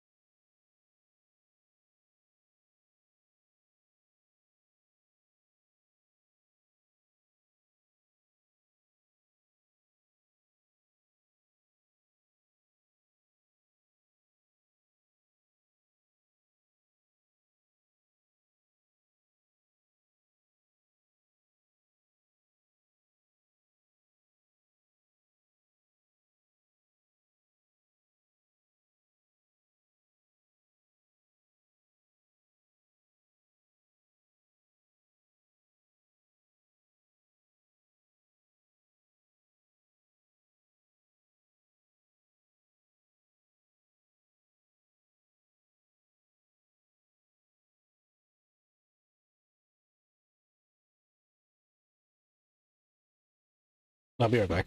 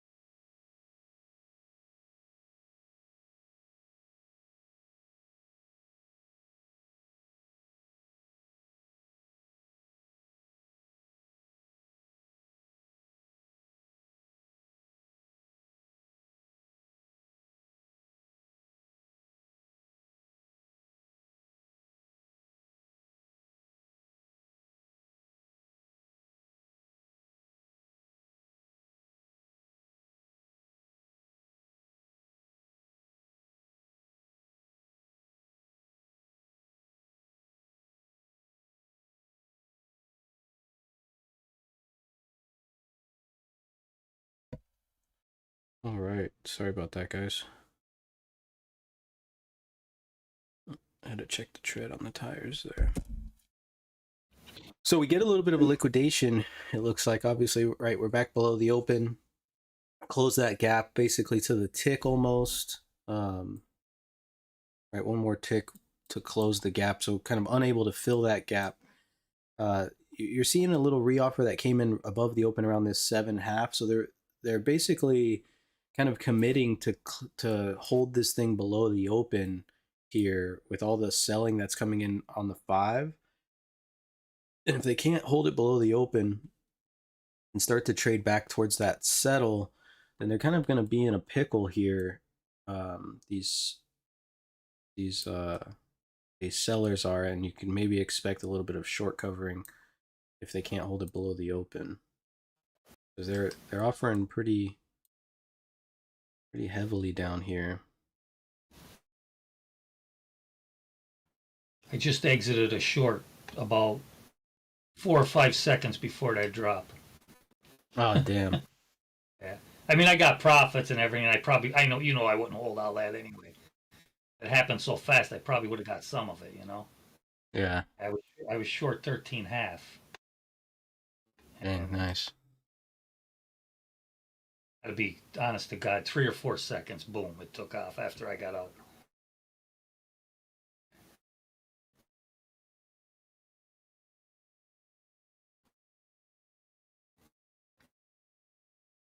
We hold some single prints there. Gap is closed to the tick here. They trade back towards that settle.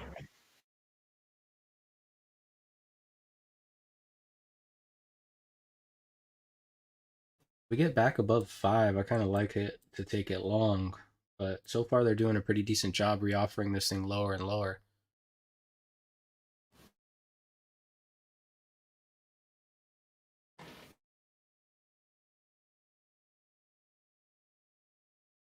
This is kind of a move above balance and a retest of the balance area high. I was just about to say we're retesting this. This is kind of a crucial point where we're going to get accepted back in this balance. We're going to reject back up.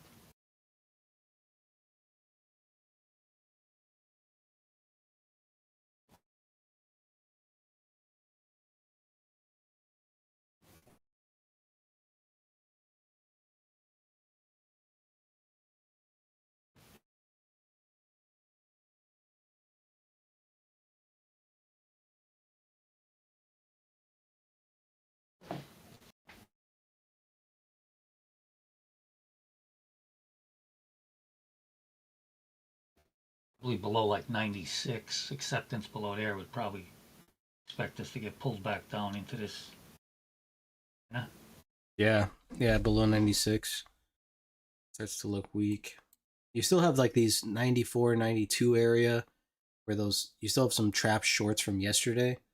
But yeah, if they start to get too much below the settle, they are going to be targeting those areas. And then that 90 is going to be really just the kind of a key level.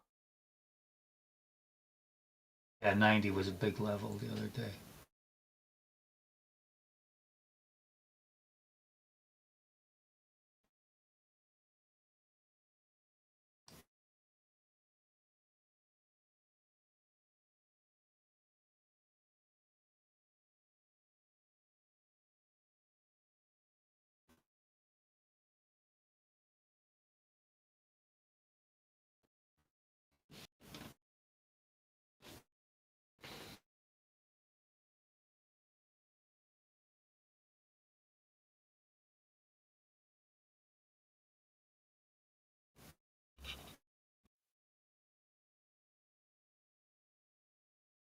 Little mechanical buying off the settle.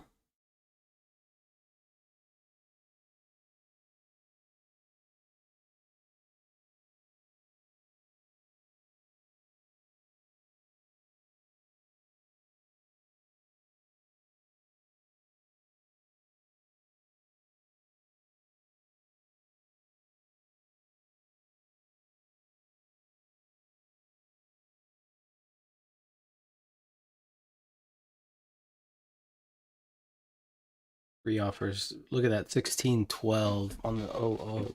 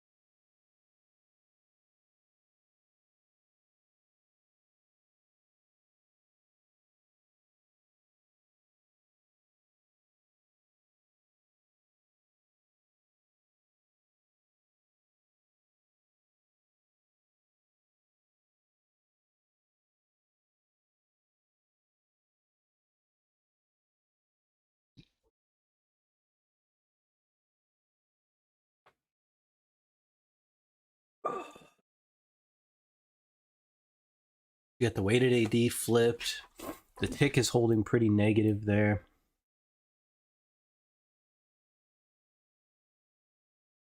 Starting to catch a little bit of a bid there.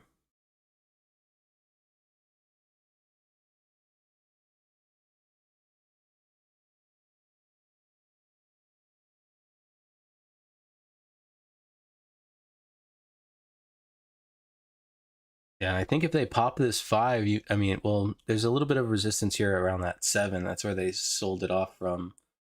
But this open is going to be, kind of needs to be defended by these sellers if they want to get any more downside. You have a very mechanical E low, and this kind of rejection off of that is showing that, possibly we've got some weaker time frame sellers here at the lows.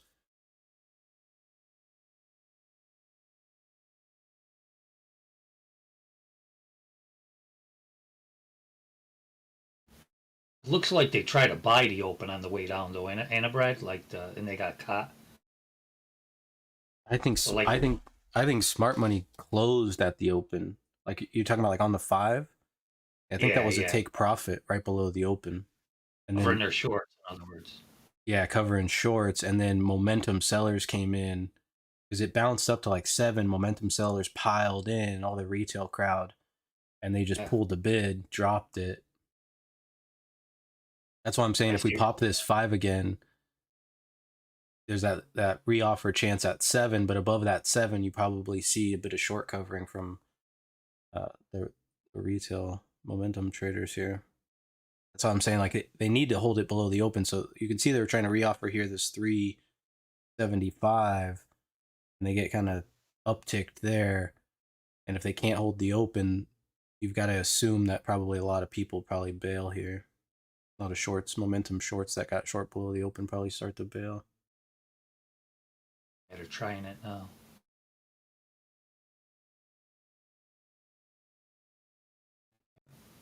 There you go.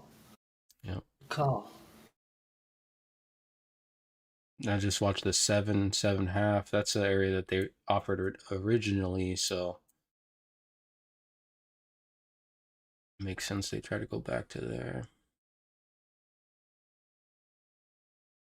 7/4, yeah, basically like 7 to 8. There's an offer.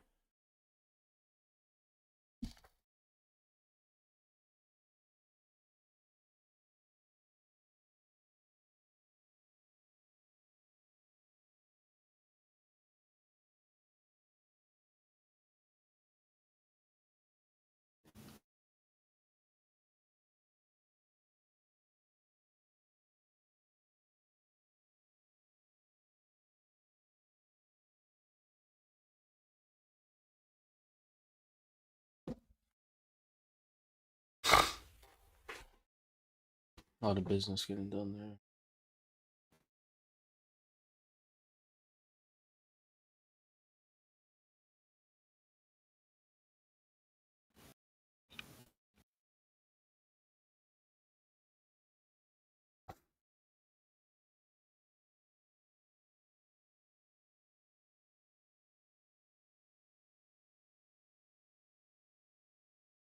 If we do cover up, then we'll know that that 5 was a take profit, and it was just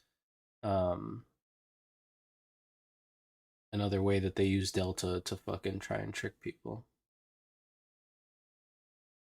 Because I think delta was created by market makers, to be honest, to try to be like, look at if the delta's negative, market has to go down.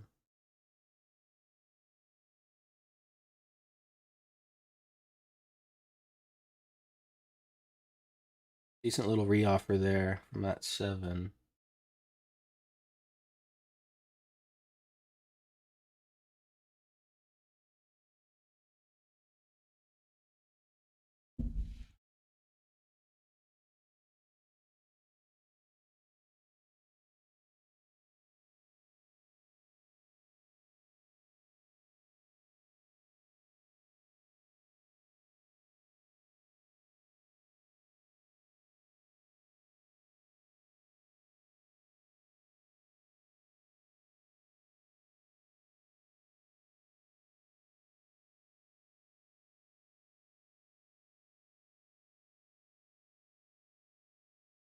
Want to hold this 3.5-4. These buyers, I think,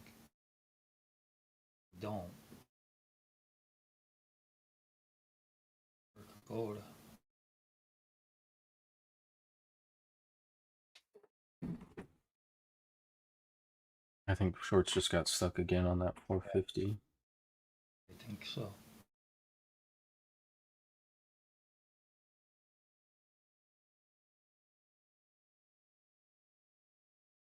They keep reoffering right here, basically right off the open mechanically.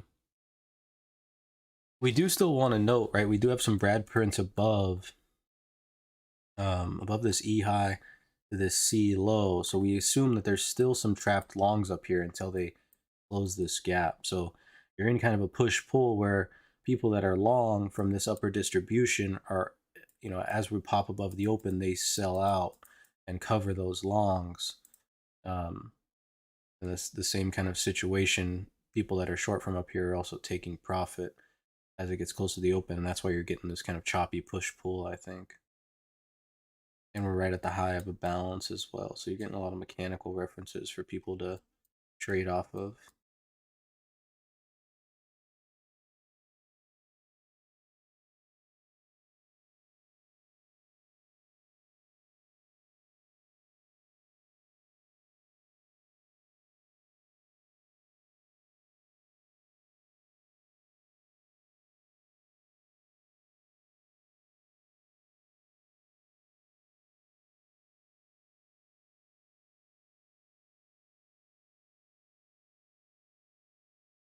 You got weak spots at like 9 to 1150 up there. So that will be the targets if they're able to get above this 7.5, 7, 8 level. Be like 11.5, 12.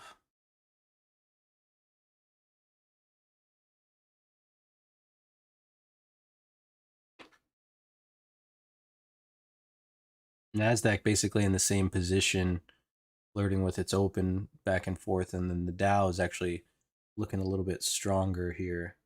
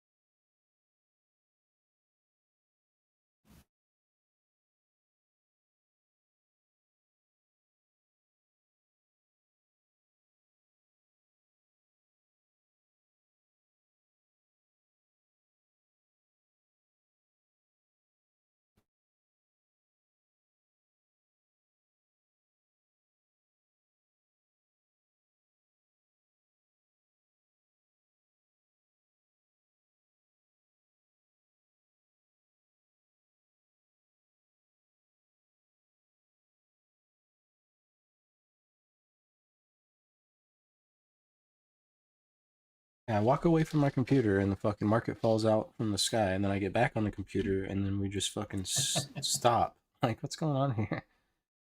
Fucking missed all the good stuff checking that stupid fucking tire. They're watching you. Would you have to check? My wife's dad said that the tread in her tire, he said that she needs new tires. But the Oh, tread yeah. in the tire still, it looks pretty decent.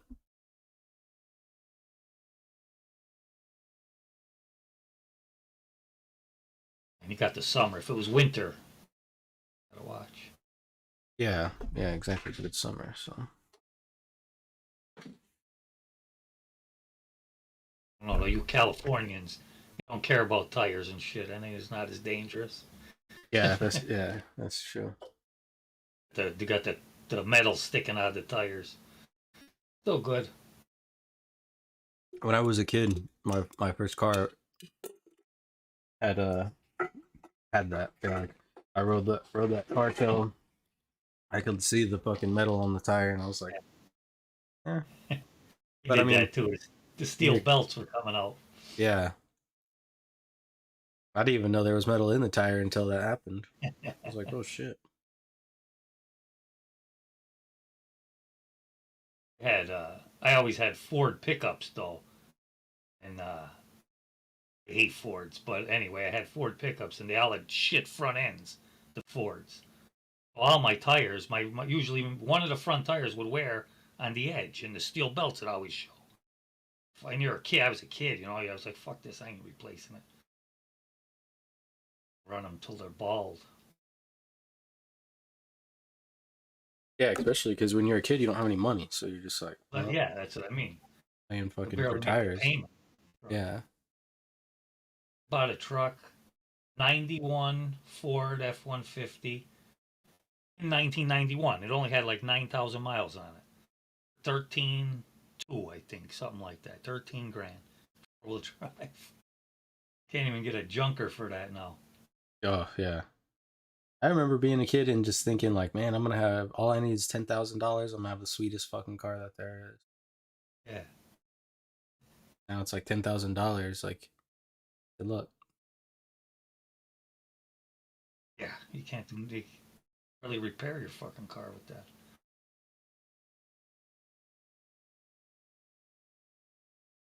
Well, all they do anymore is they total these cars so easy anymore. Yeah.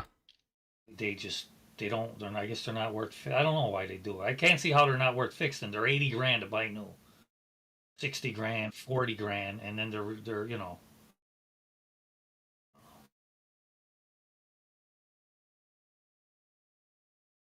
I was gonna buy an R title one over right by my house. They sell them R titles, Yeah. and they want as much as they're new. I told the guy, I know the guy Butch. I said, "What the fuck?" I said, "By the time I'm done here, I could go buy a brand new one." Because you got to put money into it to fix it too. You know what I mean? Right. I ain't even counting fix it to make it look nice because I don't give a shit what they look like, as long as they got to be drivable though. As long as they safe. run. Yeah. Yeah, safe with my kids and shit like that. I don't care if the fenders are different colors and shit like that. But still will cost you. They want 25, 28,000 for them. They're junk. They're junkyard cars. Yeah, my first car was my very first car was our title, and it was I bought it for $100. It lasted like 3 years. Yeah, there you go, $100. can't get dinner for $100. Yeah.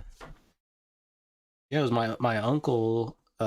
He lived in San Francisco, and his car got hit, and they totaled it out, but he had it paid off, so they just kept it and then sold it to me for $100.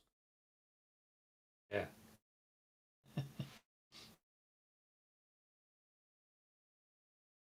It was a 2001 Volkswagen Jetta, stick shift. I like the sticks. Yeah. And it lasted. I mean, the only reason that it really stopped working was because the electrical went out. Oh yeah, you got a short or something. Yeah, and those years of the Volkswagens, the 2000s, like the 2000, probably like 2000 to like 2005, they were known for having electrical issues. Yeah. I used to have a Dodge with a 318 in it, and that 318 was known to have voltage regulator problems all the time. That was a junk. I got that cheap too. Like I had all junk. So we didn't have money to be buying. You know. Yeah, and plus cars are like the biggest waste of money ever. That Ford I was telling you was the most expensive one I bought back then. I was a kid. I just out of high school. I bought it. I couldn't make after like a year. I got sick of making the payment. I burned it.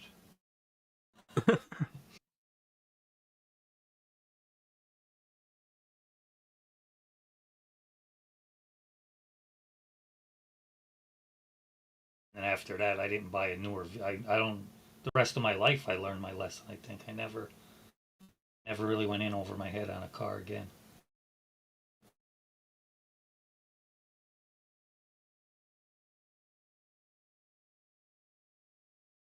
Yeah, I just don't see like if I had a commute, then I would get a nice car. But Yeah.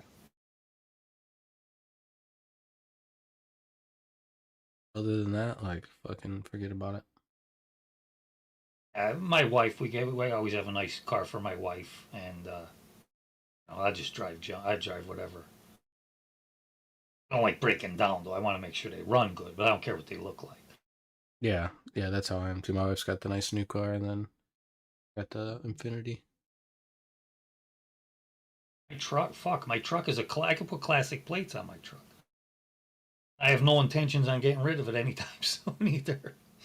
It's a what's it, a 97, so it's 26 years old, 25.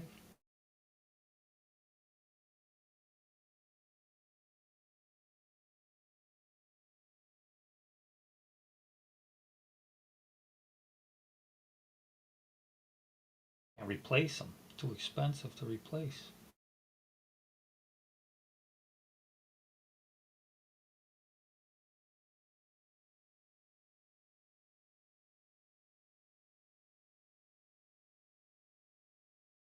What are you thinking from right here? I'm thinking if they can get above this 750, that we short cover back up into that like 12 area, but they're having trouble basically finding the buyers because a lot of buyers are probably stuck closer to like 17, 18 area, and every time they get up towards that high right there, they end up liquidating.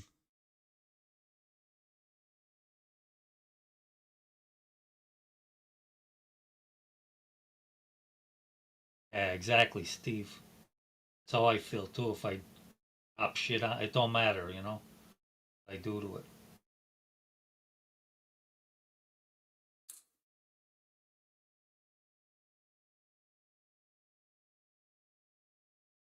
Never. I owned a truck. I don't know, about 15 or 16 years. I never washed it.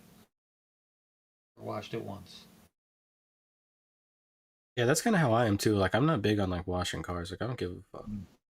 Like they really need to get I clean the washed. inside out, but Yeah, never washed the outside. like it'll It's rain. not worth it. God will wash the car. Yeah. It's not worth putting your money into a car because I'm not a car guy. I'm not gonna be detailing it and shit. Yeah, like my dad. My dad's out there fucking waxing his car and shit. Hey. He does. My dad takes care of his cars really well. Believe it or not, What's that? dirty cars get better gas mileage. Dirty cars do? Yeah, they did it on Mythbusters, I think it was. That's why I don't wash mine. Sure. Back above that 3.5-4 area, they might run it up now. Yeah. Yeah, you got some sellers that tried to move down there at like 4 and got stuck. 3.5, 4, yeah. My brother used to have this like 74 or 84 Buick Century. It was like it was gold, like the old gold color that they used to make cars. Yeah, yeah. The champagne. Nice. Yeah, like the champagne color. Yeah, it was sick. Uh, It had something was broken. It idled at 25 miles an hour. I took my driver's test in that boat, and I'm like sitting there fucking. She's like, "All right, let's go," and I'm just like, let off the gas, like start fucking taking off. She's like, "Are you pressing the gas?" I'm like, "Nah, this is just how fast the car goes."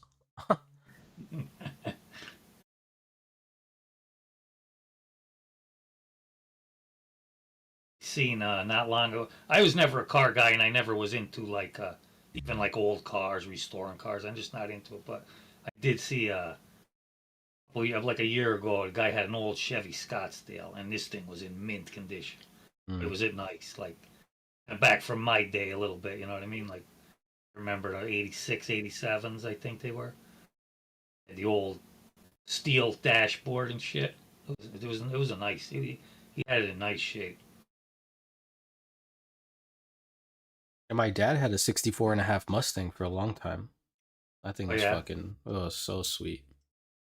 Red leather Yeah, I interior. think he did tell Yeah. me he had one. Yeah. And then our neighbors, like when we lived in Brentwood, our neighbors across the street had a 69 Chevelle, blue and white, like blue with white stripes. That was a nice car too. Yeah. It must be as you get older, you get into, because like I say, I'm leaning towards getting into them more now, like the things from my younger years, you know, like that kind of shit. Yeah, like But the you know what I would reminiscence. like to have? Like if you had one in nice shape. Remember the old station wagons with the wood sides and shit? It'd be Oh nice to yeah, have. They're nice. Went to Great they were nice on Adventure in the one. inside too. Yeah, yeah. We went to Great Adventure in one of them when we were kids, you know? My neighbors had one, they took us. You go through the animal park, you know what I mean? Yeah, Yeah, we were all piled in. Perfect for that.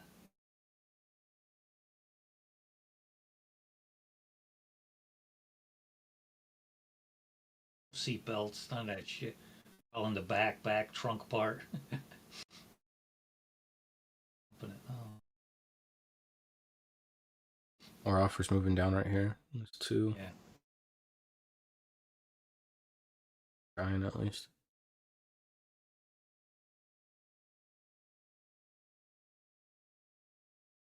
What's up, guys? What's up, TJ? Jay, what's up?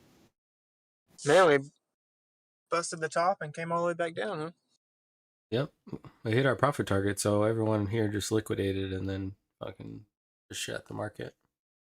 We're just really we got that size now. Yeah, I was gonna ask if you got any good trades.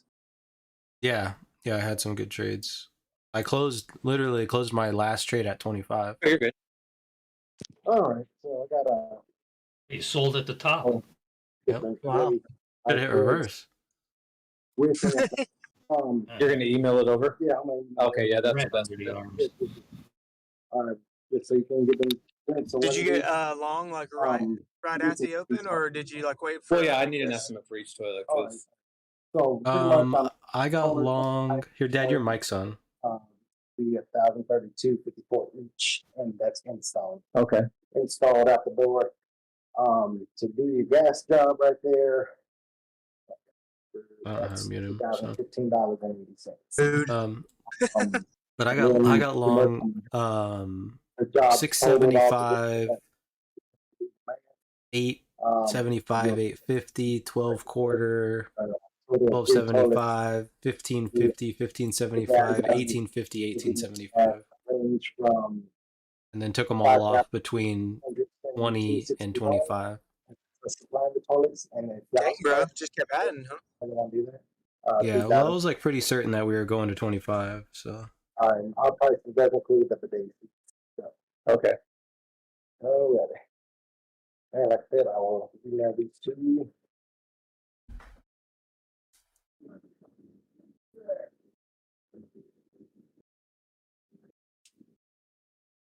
damn, you had a 69 Camaro SS 350. LincolnHaven@gmail.com. Dad, your mic is on.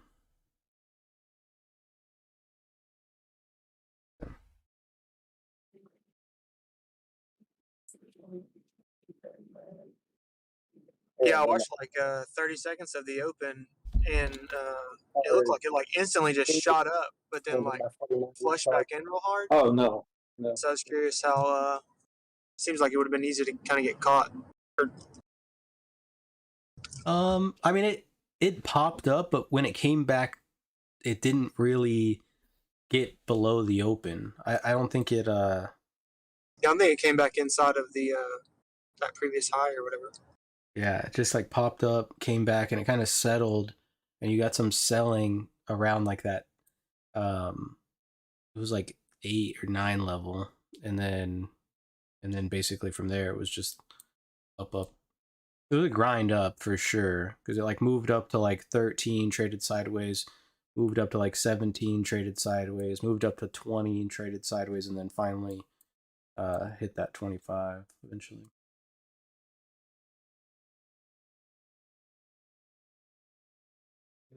All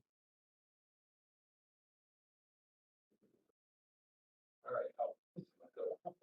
Let's hear from Debbie.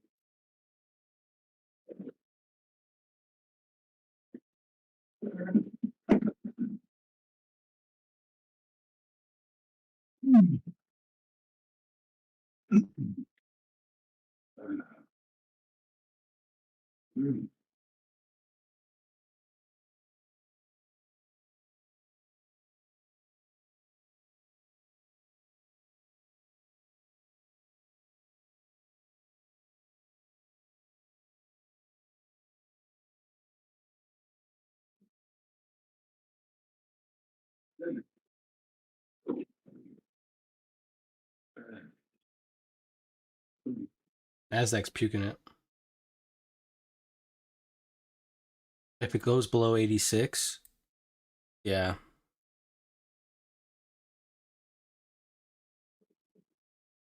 Also, I mean, really below 90 because 90 is kind of the point of control of this distribution. So we have this distribution here.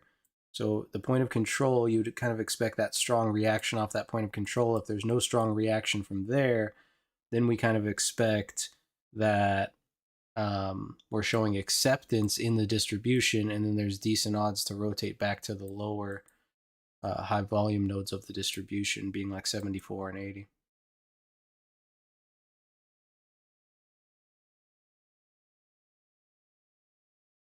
And you're seeing like pure liquidation, and then we're kind of pouring it on now.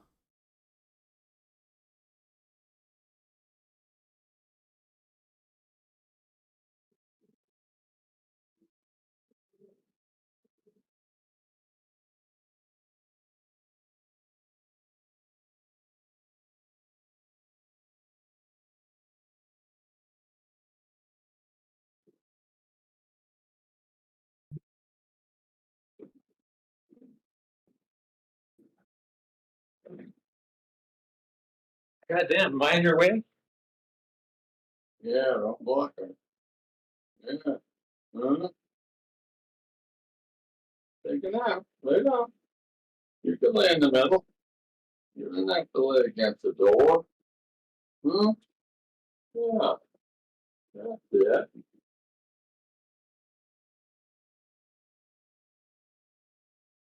Now we kind of expect some short covering to come in, like, I mean, basically right where it's at. But so we come down into like where we had those Brad prints from yesterday, and then we have a little bit more here, this 92. Below that 92 and acceptance below that 92 really starts to look, that really starts to kind of look extremely weak. We're still, we're getting kind of a flip here, but we haven't seen like the whole market kind of give it up yet. But relatively kind of weak look if it does get below these, because there's a lot less trapped inventory in that sense, because we still have, we can kind of assume that there's trapped sellers here. So if they get here, then we kind of assume that 88, 86 area should get tested at least. And then if they don't find any buyers there, then we should probably trade to the other side of the single prints. So we're kind of finding you're finding people short covering here, right at that 94 level. And the 758 level is really kind of the gatekeeper for now, as far as if this thing's going to be able to make it higher or not.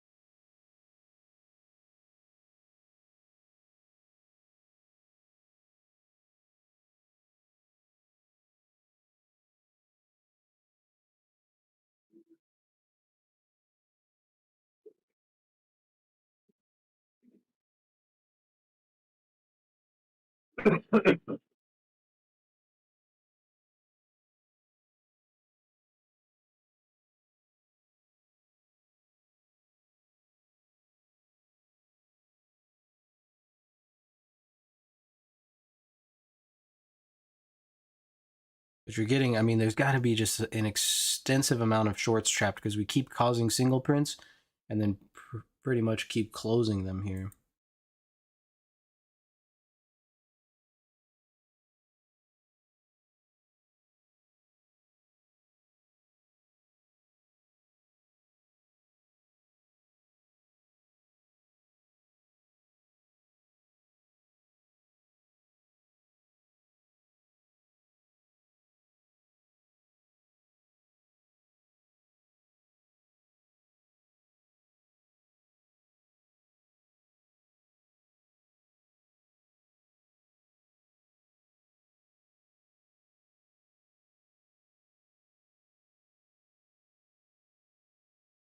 Close them there to the tick. Hello? Hey. Oh, okay. Oh, okay.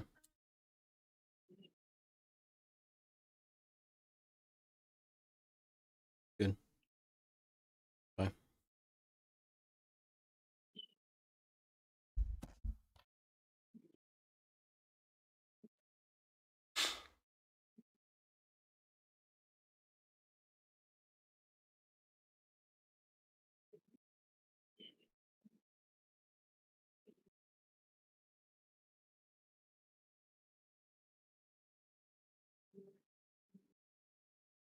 And really, like, if we zoom out, we definitely our one time frame got stuck here above the open around that 7.5 to 5 level, liquidated and then kind of rebounded. But now you're seeing these mechanical sellers come down and sell basically right off that T1 high, yesterday's high.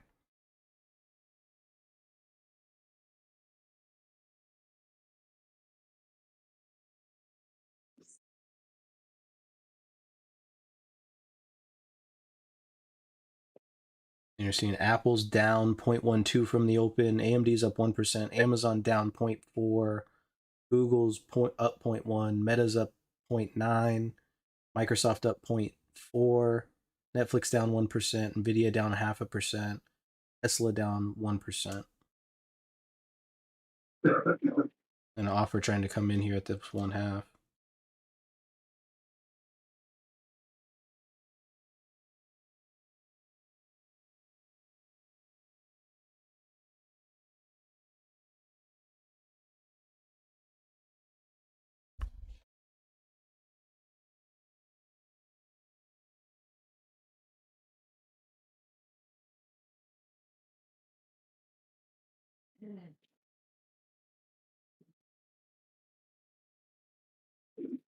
Hey, you guys expect us to turn on, guys?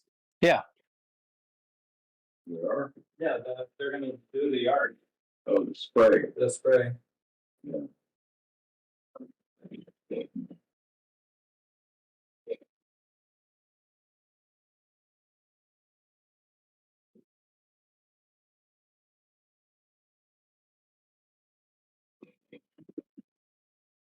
Go ahead, Jack. Hey, Jack, see that? Ooh. How you feeling? Yeah, better. Yeah. Yeah. And you guys getting all kinds of company today. I don't know. I'm, I'm not notified till it happens. That's fine with me. That way they won't say you told them.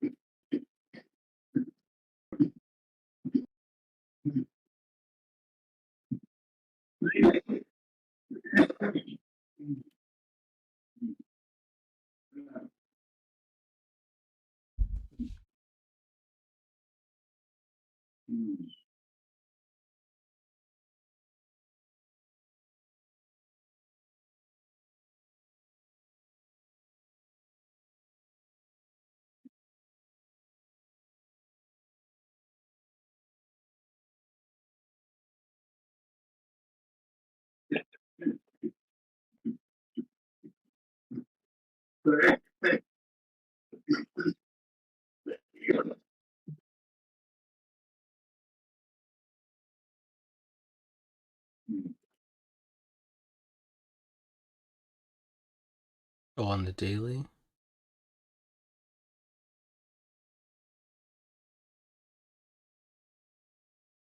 Yeah, if it closes back inside range, then that would be definitely like a look above and fail.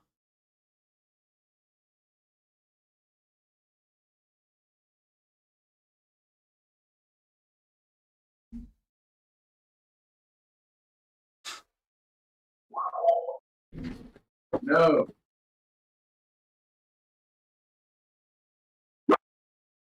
Stop it, Abby.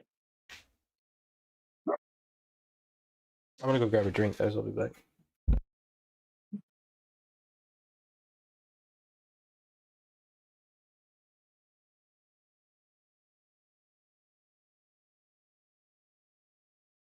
Oh, much more reasonable to live with. Fuck.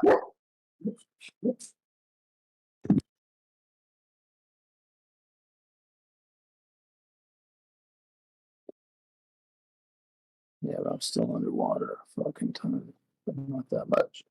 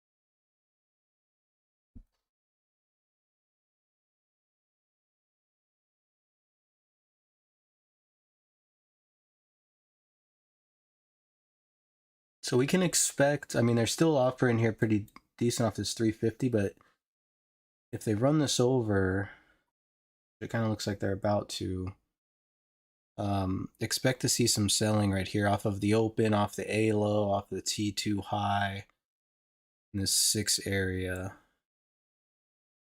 It's kind of like their last ditch effort to push the market back lower. But look at the POC. Look where the volume point of control came in at. Right at the 4,300.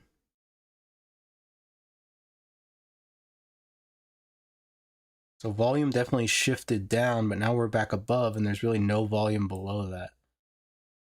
And that's why I think that may have been a take profit. So anyone that was short, basically above 4,300 closed there. And anyone that was short below it and it went up and came back down, they kind of did the same thing.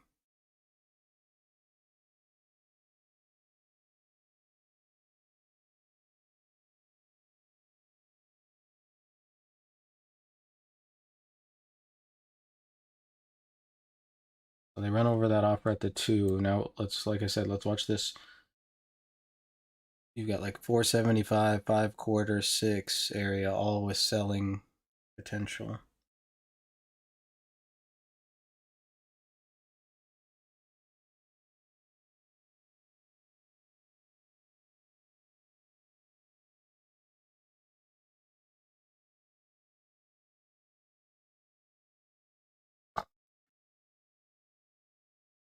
Hey, Russ.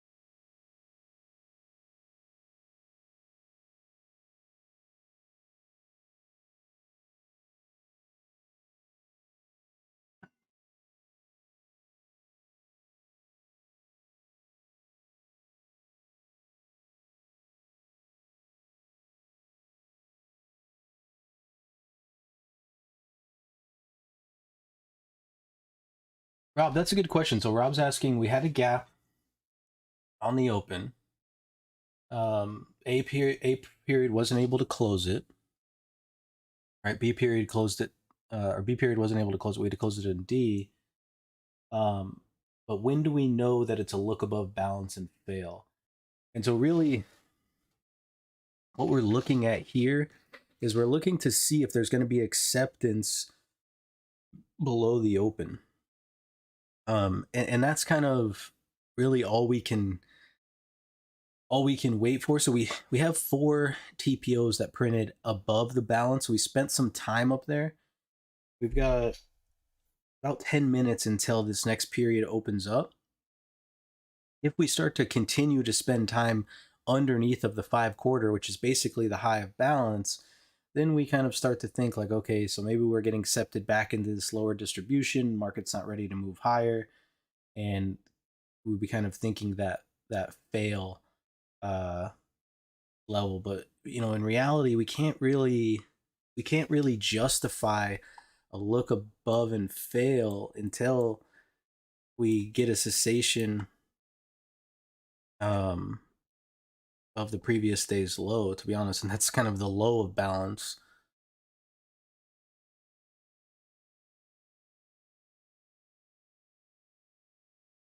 Yeah, so I mean, if we close below 90, then I would say look above and fail. But if we don't close below, or if we close below 90, I would say look above and fail. But if we don't close below 90, then I kind of assume that, the market's still trying to get accepted higher. Because in reality, right, like we have yesterday's value, right? And even if we smash these all together here,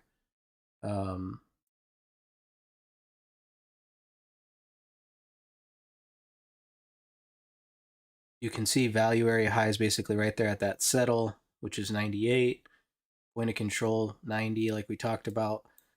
So today, even though we do have a move from 25, a pretty decent move down, almost a 30 handle drop, we're still developing value higher than this balance here. And so we can't really just say, oh, we'll look above and fail. At least I can't.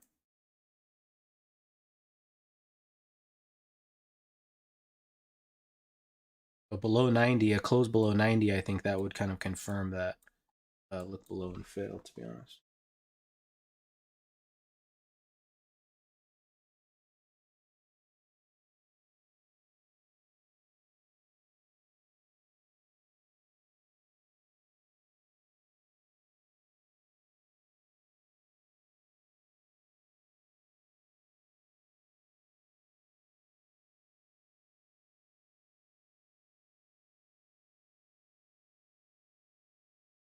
And I think like a strong close would be above this low here, this 9, at this 10 level. That would be a strong close and kind of give us more evidence for continuation to the upside. A close in between the 90 and the 10 really kind of opens us up for could go either way type of week next week.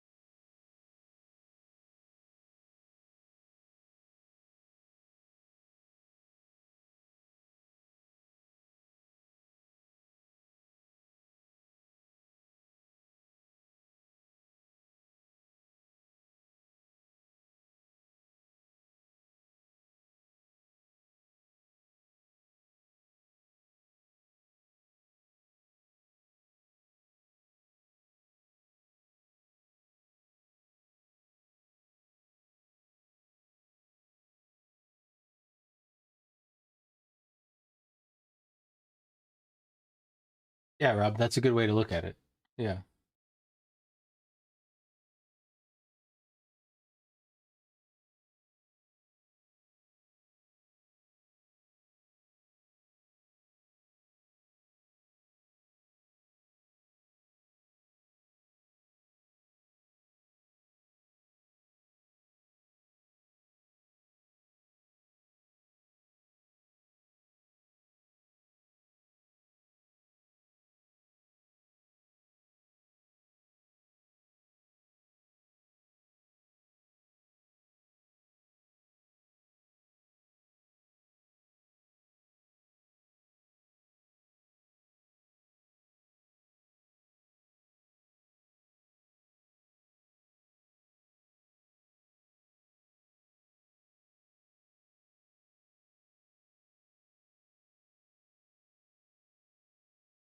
I was trying to offer this 01 here.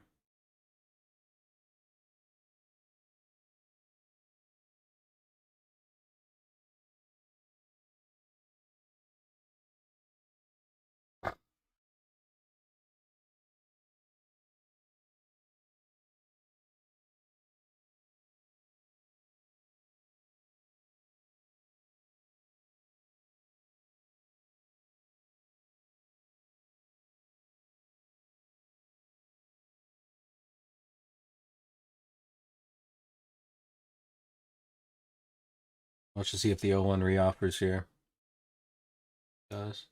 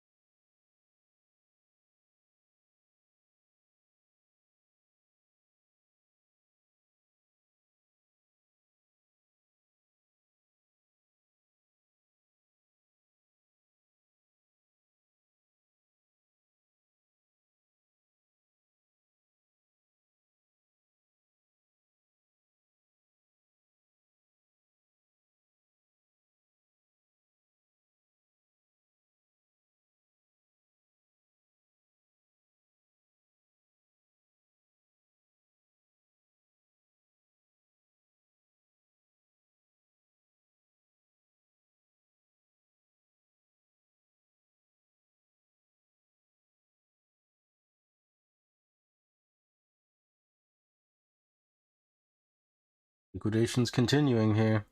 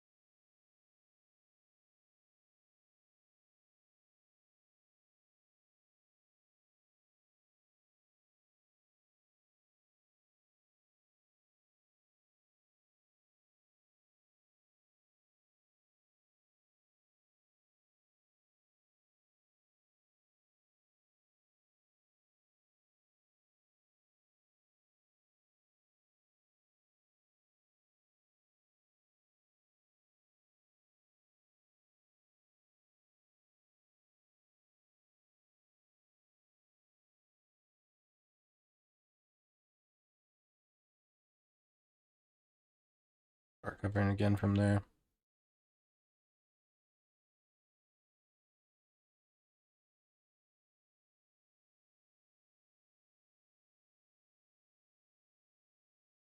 And this is that 95 to 4,300 level that we've been talking about, like that the market really needs to find acceptance above. At least for me, that's where I'm looking for this acceptance above, to kind of keep confirming that on the upside.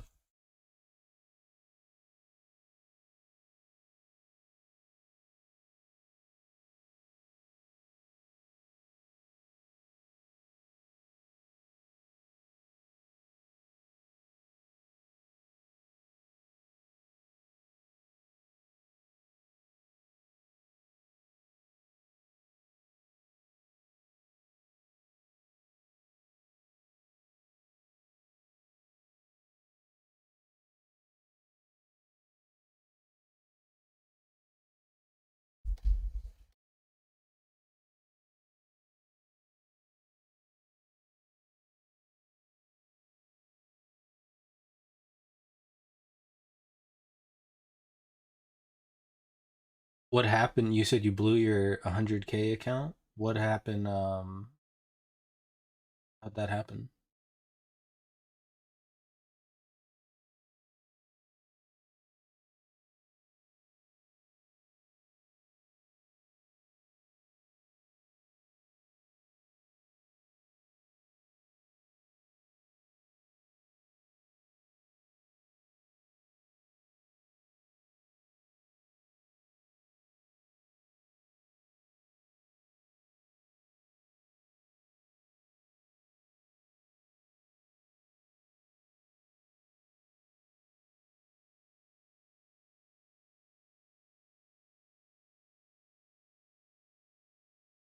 Back to 4,300 here. And remember, if we get above that 758 level, we kind of expect to test back up towards the 12. That's where these zero prints at. 12.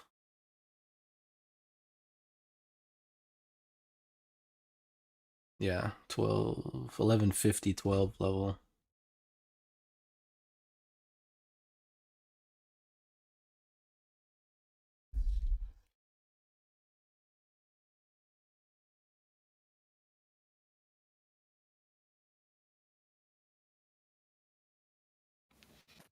I might not be back. You guys have a good weekend. I got running around. I got to do some shit this afternoon. I might be back. I might not. If I don't, thanks, Brad. Everybody have a good weekend. All right, Hey, take it easy, you too, Rog, mate. Rog. Have a good weekend. See you guys. See you, Tommy. Brad. See ya. How you doing, Brad? All good? Yeah, I'm good. I'm good. How about you? Yeah, not too bad, not too bad. Just finished up work. Long day, so I could have the weekend off. Nice. Yeah, we got some pretty good weather here now, so it's try and get as much time off over the weekends as I can. It's meant to be like what in your temperature, probably about 80. Oh, nice. Yeah, that's nice. Yeah. How's the missus feeling? Is she feeling better? Yeah, she's better now. Yeah, she's got, I don't know what tablets she got. She got some tablets. They take a little while to to kick in. But yeah, no, she's feeling much better now. Oh, good. Maybe That sort of prednisone. stuff. That sort of stuff sucks, doesn't it? When you feel like dizzy, headache, faint. They're like the worst things, man. I hate feeling like that. Yeah, like the cold sweats, like you feel hot and cold at the same Yeah, time. yeah, That's yeah. the fucking. When I feel like that, that's the time where I actually can't really do anything else. I just actually have to say I've got to take some time off because that fucks me up big time when I feel like that. Got like a flu or a cold or something, I just get on with it. But anytime you start having like headaches, balance, dizzy, you just can't get on with your day. Yeah, because every time you like get a groove going, then all of a sudden you get lightheaded and you're like, Yeah, you think nauseous. fuck, yeah. You overdo it a little bit and then you think, oh shit. Your head feels like it's gonna blow up.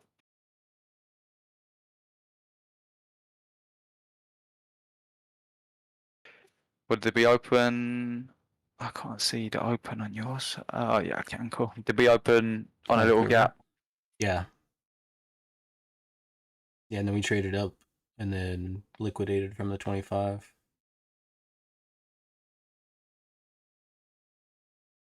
Did you have a level up there, or was it just a round number? 25 was my profit target. You had a level up there, yeah.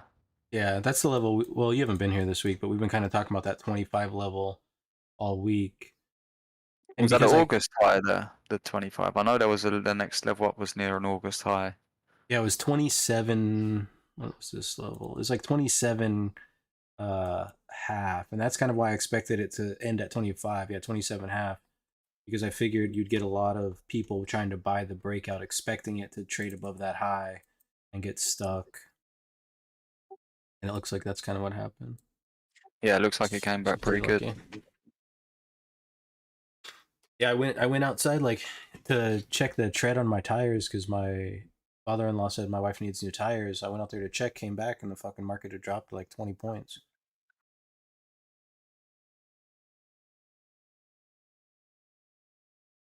And then it's all like slow. No. Yeah, I'm not even gonna open my chart. I'm just watching yours. It's Friday. I missed the open. I know if I open it, if I fucking have a bad trade, it'll go downhill.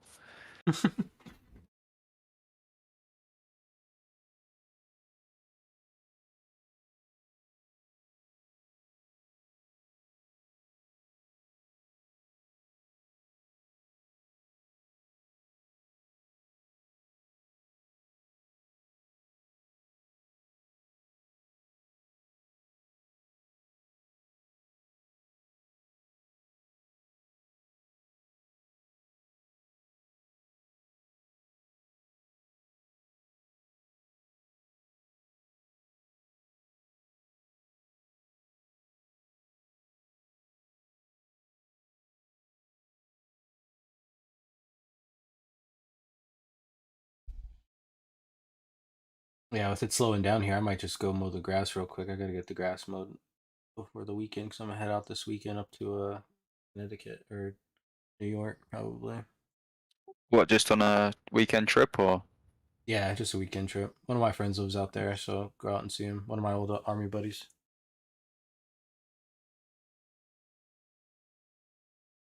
What's the weather like where you're at now? Is it warming up or? Yeah, it's getting warmer today. It's been kind of shitty because we've been like kind of smoke covered lately, but Oh yeah, from Canada, yeah. yeah, the sun's starting to peek through now and starting to look a little bit nicer.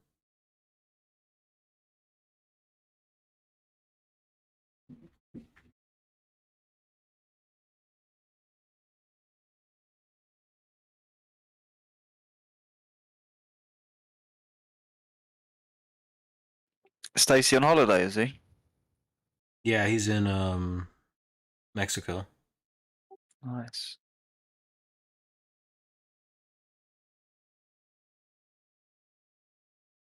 Everyone's by the pools, and your old man's in his new place now too. Yeah. It looks nice, nice pool, man. Yeah, his new house is really nice.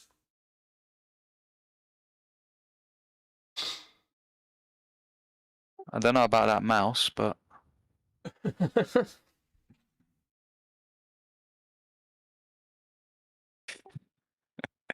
That would drive me nuts, that mouse. That little tiny one. No, he's got. Is it not a car? He's got a car for a mouse. You know, like one of the fucking toy car mouses.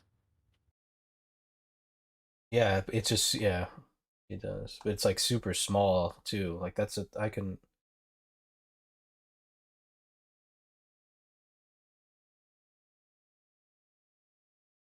I can do it.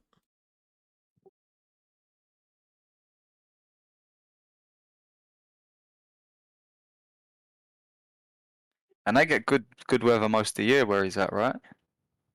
Texas, yeah, yeah. Especially where Yeah. he's at, like it stays pretty good.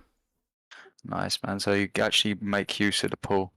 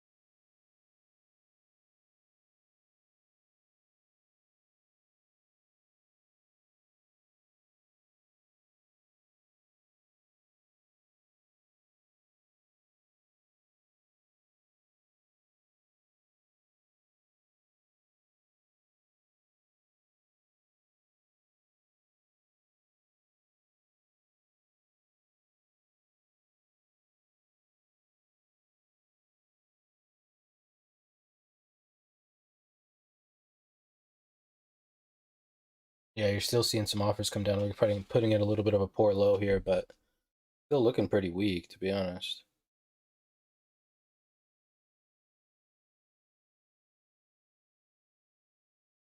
There's a big volume area right here at this 96 too.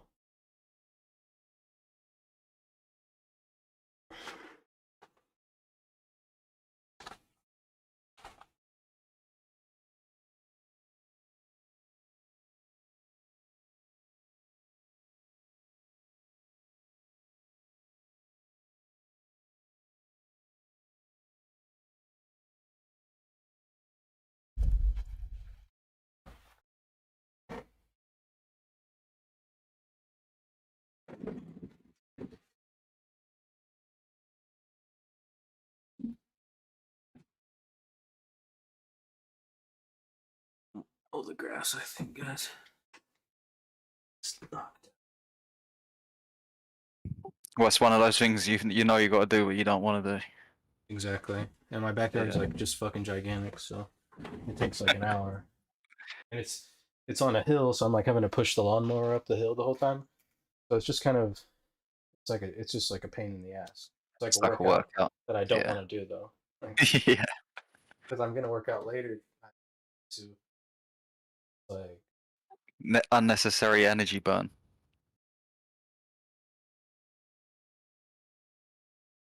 What lawnmower are you using, Brad? Like a diesel petrol one or? yeah, just a gas one. Yeah. But it's like a pull start, yeah. Yeah, we'll start. Yeah. Yeah. Those fucking electric ones suck. Oh, yeah. I have electric Strimmer, edger, like edge. Yeah, like a yeah, weed yeah. whacker. Yeah, that's Yeah, fine. Yeah. but yeah, like a lawnmower. I mean, maybe if your lawn was like really small, but Yeah, but they still just don't cut as well. And then if they do, they're fucking super expensive.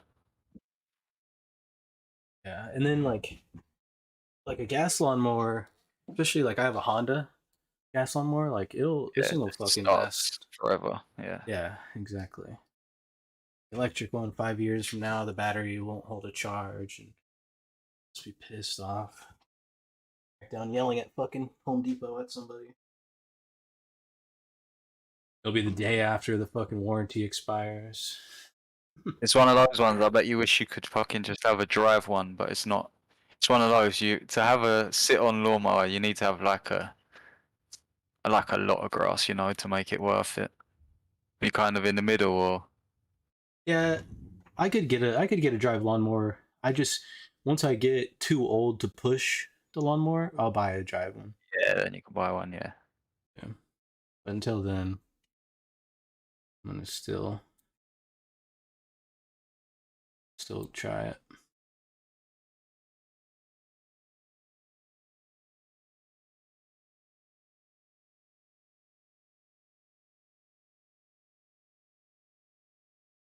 Brad, do you know what the setting is for the DOM to add the points on the side? You've changed your DOM again, right? Or have you just done this for the This stream? one? Yeah, yeah, yeah. Because you on the one I've got, I've not got the big lots on the right hand side and the bars behind the last trade. Yeah, so I just added those. Yeah, and this one you have to have the 12 package. So like the MBO orders you're only gonna get if you have the market buy order data, and All right, got you, then yeah, got you. but then this one is just in under graphic settings. Just go to your graphic settings, and then it's your trade and it's like current, or it's like recent traded. Yeah, it's under recent ask volume bar and recent bid volume bar. And then you have to make sure that you go into your you go to trade, and then you go to chart DOM settings. Oh no, not that one. Chart DOM columns. Customize trade chart DOM columns. Okay, And cool. then here with this recent bid ask volume, you have to turn on the volume bars. Because if it's on Okay, cool. automatic, it'll just be on Yeah, no. yeah, I think that's what it must be on. I've wrote Yeah. that down. I'll change those settings when I get on. Do you think that MBO's is useful? No, not really. Ah, okay, cool. I'll leave that then.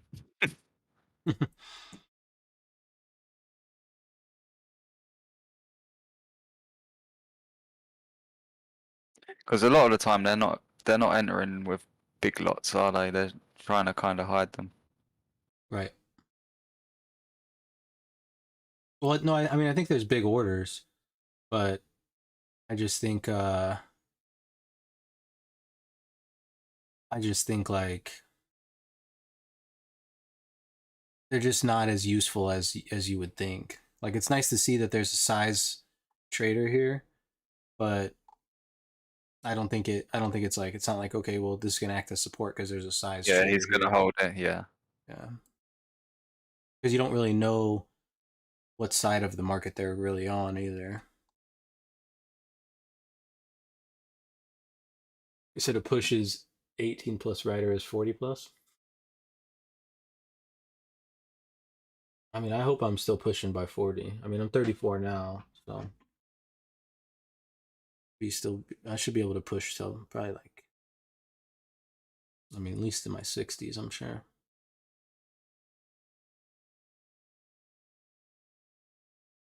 Oh, inches. Oh, okay. Yeah, I see.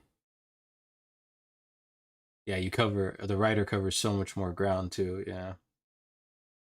Yeah, there's a guy in my neighborhood who like drives the riding lawnmower, and he like cuts a bunch of other people's grass, but he just like mows it. He doesn't cut it nice. Like I I cut my front yard like real nice. Like there's a pattern and everything. Looks like a fucking Yeah. golf course. Yeah.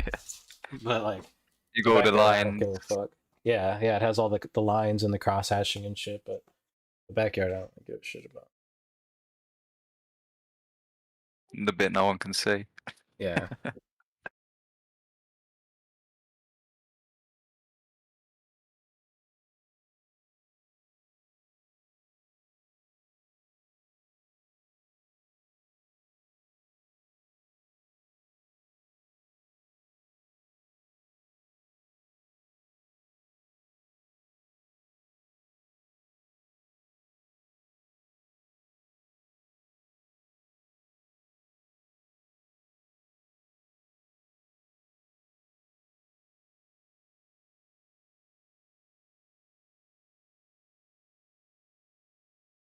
I made my own roller.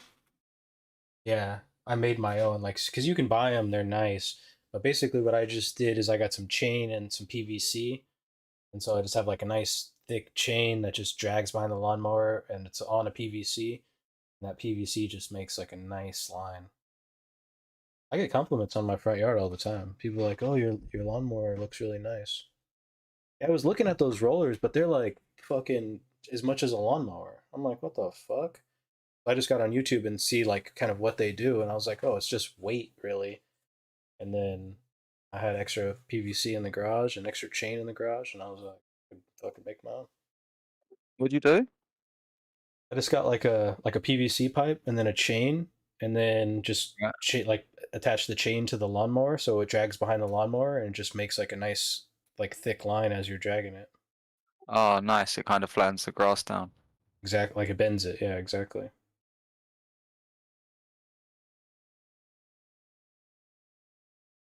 Oh, right, got you. So you have the tube. Oh, cool, cool, cool. I was thinking of the tube the wrong direction. I got what you mean.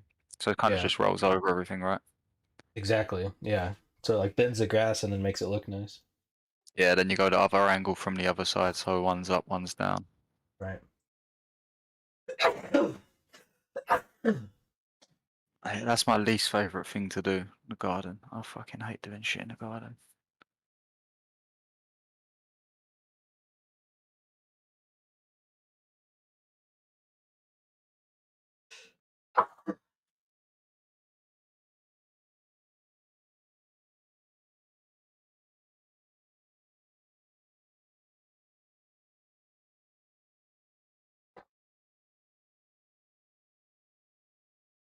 Yeah, it's like a baseball diamond. I think I have a picture. Let me see. Oh, you must have been proud of it. Yeah, I took a picture of it. Okay.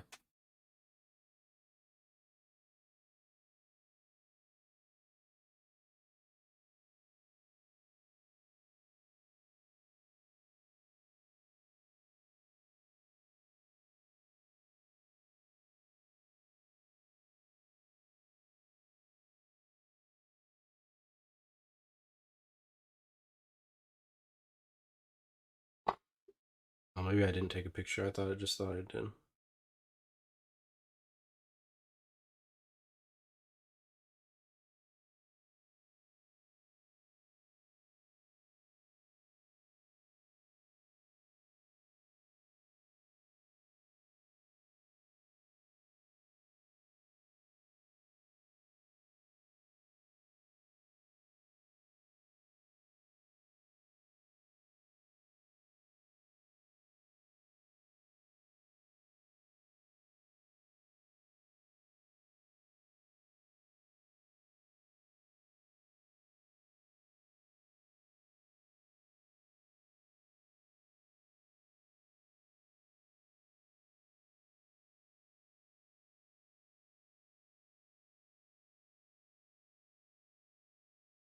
I guess not. Oh no, here it is.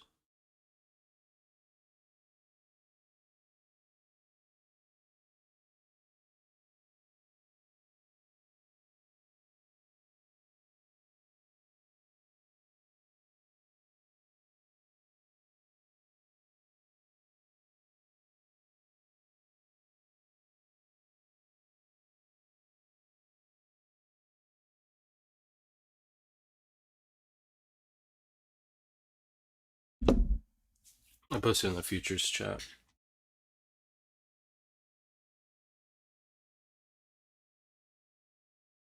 Do you have to water that shit, Brad? No, I don't have No. sprinklers or anything. Our grass dies super quick here if you don't keep it watered. We normally get like rain and stuff, so like even during the summer, like it just have like a couple days of rain and like bring the grass back to life. Yeah. Yeah, mine's green, and then I cut it as it came in to like getting warm enough to cut the grass, so it obviously stops growing in the winter. I cut it down, and it was nice and green, and then I cut it down, and it was all dry and shit underneath, so I had to fucking water it for like a week to get color back. Yeah, that's a pain in the ass. That's how it is in California. In California, if you don't water your grass, like it'll just it'll just disappear. Yeah.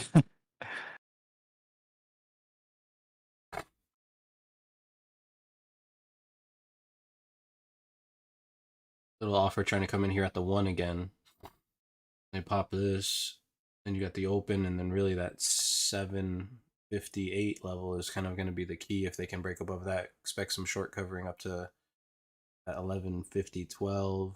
No, if there's no reoffer 1150.12, then you're probably looking closer back to 17, back to like that upper distribution. Poor high and a poor low, kind of indicating uncertainty by both sides here. Yeah, I'm gonna go ahead and knock out this grass real quick. I'll be back. Yeah, jump on a flight with your lawnmower after, you can do mine. And crispy lines, I'll have some of that. Yeah, it's not hard to do. It's just Yeah, no, I'm playing with you. just a pain in the ass, really. Yeah, just to do it, yeah. And the lines don't last long enough, that's the problem. Well, with this thing that I have, with the chain and the PVC, they'll last all week. Like they'll last Nice. until like the next cut for sure. I normally have cut to the look- grass like every week and a half or 2 weeks. I think I have to look into it. I'll try and sort that for my lawnmower. Yeah, it was super easy to make. Yeah, because I'm fucking like to get everything perfect when I cut it, the lines and stuff, but then within like 2 days I come the wind's blowing around, it's fucking all gone. Yeah, see, with this thing, because it has the weight, it bends all the grass, and so it really Presses it down, sticks. alright? Yeah. Alright, man, I'll let you go on. All right, I'll be back. Take it easy.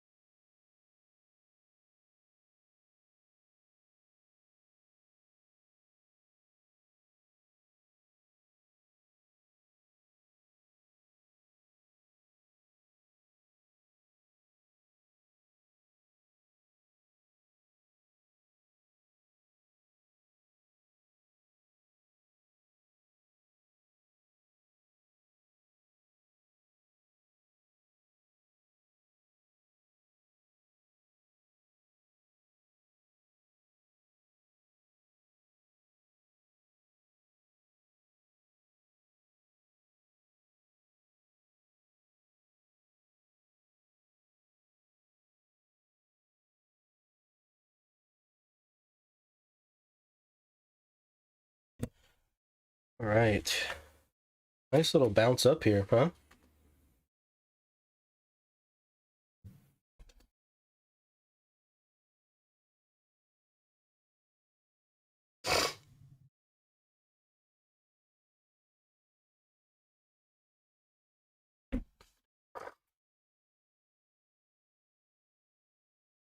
Remember, clearing this 758 level probably takes us up towards that 11 half 12, and then that's really going to be the decision spot, I think, that 11 half 12 spot. As far as, kind of if they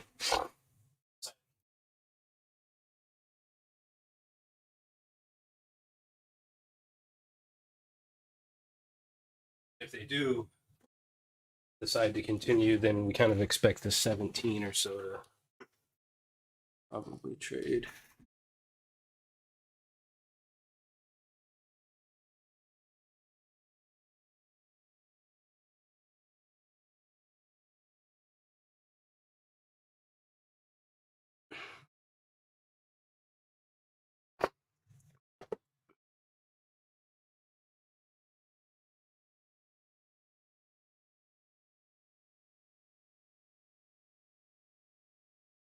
You still have this little bit of Brad prints here above this eye high, showing that there's still some stuck inventory, long stuck inventory that's covering here. That's probably who's selling as you get closer to this like 9/4, 10 half level.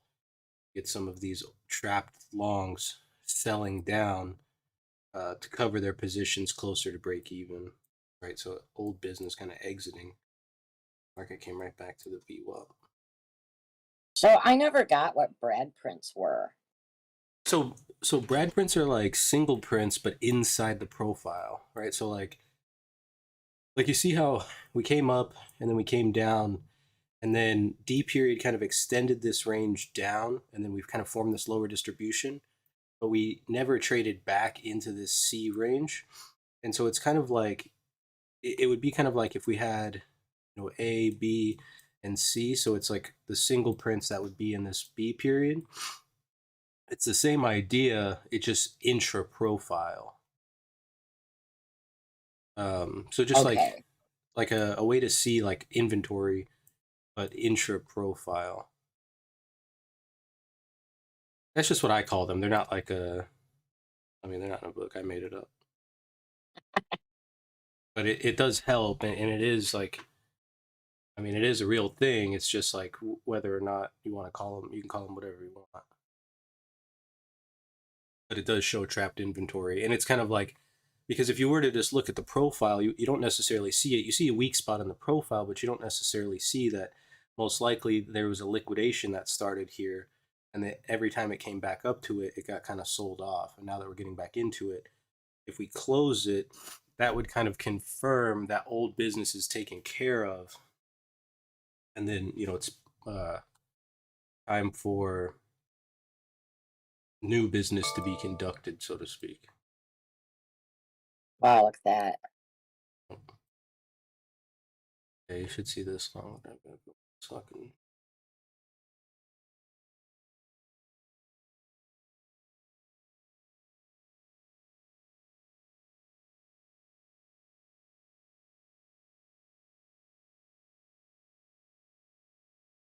I got 7 points today, so I'm happy. Nice.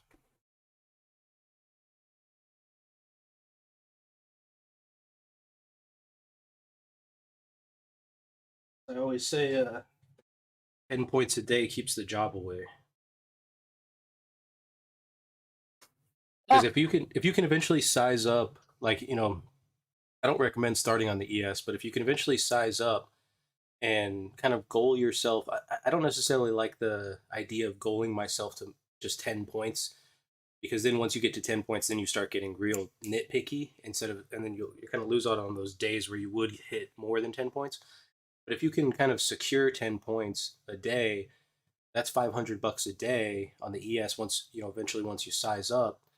And that's, $2,500 a week, 10 grand a month, 120 grand a year, so you don't need to have a job if you can just do that. And you're not going to be rich, but you're going to be rich in time, which is the ultimate goal here for me. Like the most important thing for me is my time. So as long as I can get on here and make a couple decent trades and be in control of my time is really. Yeah, I've already sized up. I'm already doing ES, but I'm taking like Okay. really small profit, like small. Yeah, nothing wrong with that. That's how Roach does the same thing too. Roach is more like in and then out, in and then out. Like mostly I'm just looking for 6 ticks, and even if I only get the 4, like I know I get confused because I know it's risky trading more.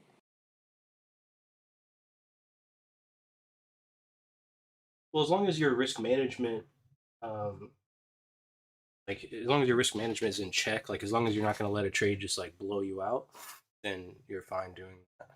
Because that's the thing that's like about Roach is like he'll be in a trade, but if it doesn't work, he's out of the trade as well quick. So he doesn't sit in the trade for an extended period of time. Same thing with my dad. My dad's real good at just cutting it off.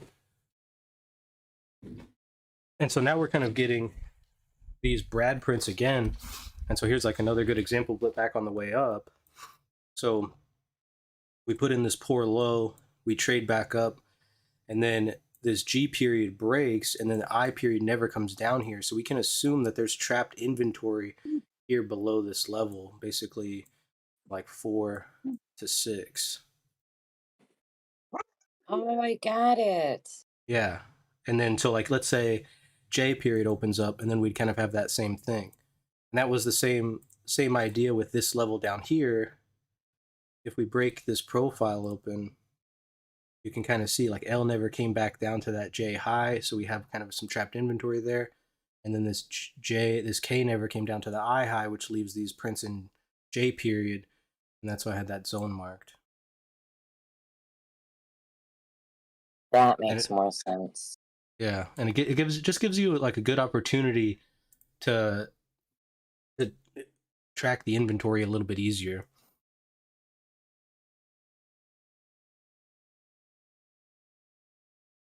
Yeah, I'm still trying to break old crypto habits. I left all of crypto. Yeah, it's a different environment for sure. Trading crypto. I was tired of the exchanges. It's just trying to move money around is expensive and just risky. And I was then I trying to get kept all my. seeing like Go ahead, sorry. I kept seeing you were on YouTube, and I'm like, are those guys still there? Like for some reason, I thought you guys were all gone. Well, we had kind of like a falling out.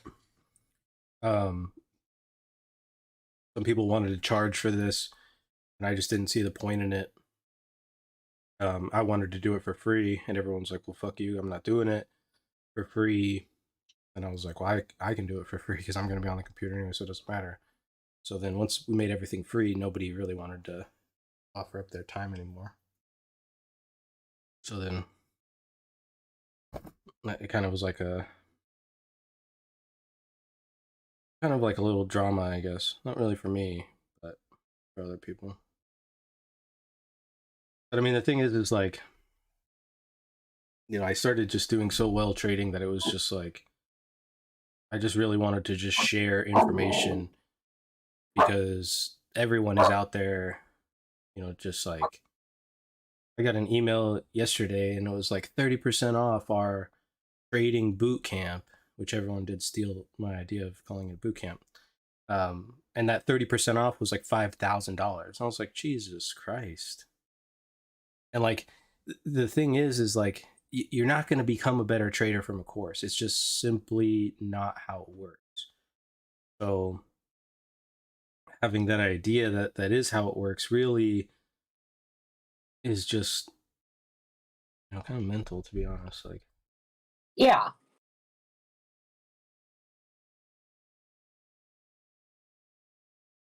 One of these days I'll get Sierra charts. what are you trading on now? Trading View and your chart. Oh, okay.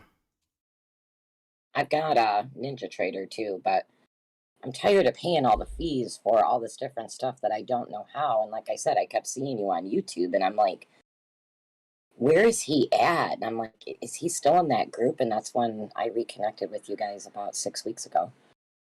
Yeah, well, we're glad to have you back. Yeah, we took And a I little was, break off YouTube for a while, and we were just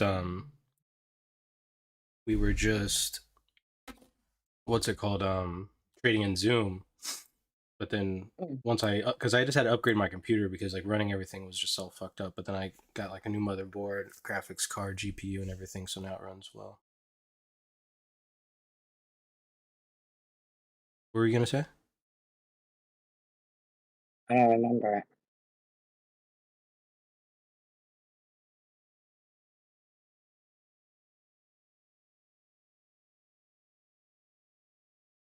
So are you not going to use Zoom anymore? No, we haven't used Zoom in a while. We just been using the Discord, and then yeah, YouTube. Yeah, that's cool. I'm glad you're back on YouTube. I hope you keep doing it. Yeah, But yeah, I don't think I'll stop. No, the YouTube videos, sometimes I mark what you say and I go back. I'll replay the whole day over again. Yeah, that was a big reason actually why I started doing the YouTube again. I had a couple people asking me if I could record the sessions, but what was happening is I could only record so much on Zoom, and then basically I would have to either like get like a Google Drive or something like that. But I was like, you know what, I could just stream it on YouTube. I just got to upgrade my computer, so I just upgraded, and then that way exactly you can just replay the day. Because I do the same thing. When I review my trades, I go back. It's almost like a journal for me because I can go back to the time during when I'm taking a trade and listen to myself, what I'm saying out loud, and see if I'm acting on that same thing based off the trades that I took. That's kind of nice. That's why I always say, like, if any of you guys ever want to like lead the session, I'm so down for that, because it really does, like, teaching helps you become better. It's helped me become better, and that was kind of like a big reason too that I wanted to make it free, is like being able to kind of lead the group in the trading session it made my trading evolve, because, well, one, it's just made me like, I don't want to look like an idiot, and then two, like, I really put a lot of effort in to make sure that I'm not, just out here gambling, that I'm making sound judgment and really trying to gather an understanding.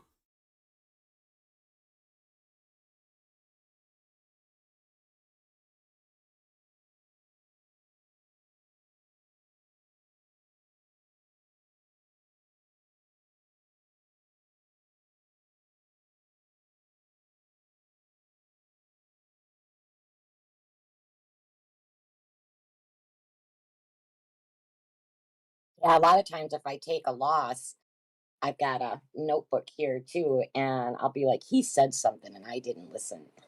And I'll go back and go, yep, that's what happened.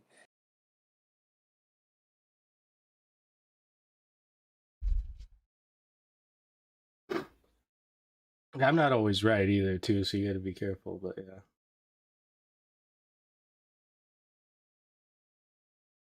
yeah, I find myself the same thing sometimes. I'll be like, especially if I'm like, oh, it looks like I'll hear myself saying, oh, it looks like sellers are coming back in here, or something like that, and I'm in a long, but instead of closing my long, I'm just like sitting at break even or sitting with my stop, and then it comes back down, takes me out, and I'm just like, what am I doing? Sometimes you just gotta fucking listen to yourself. So it's nice to have like that audible journal. I write down a lot of stuff too in my book, but it's mostly just numbers, not really a lot of thought process.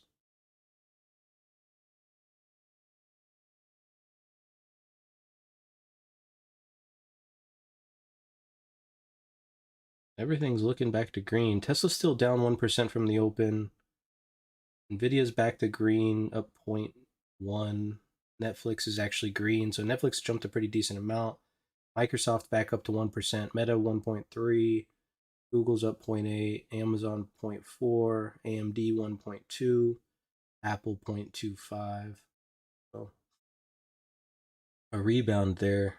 Russell's still not positive, but nobody cares about the Russell.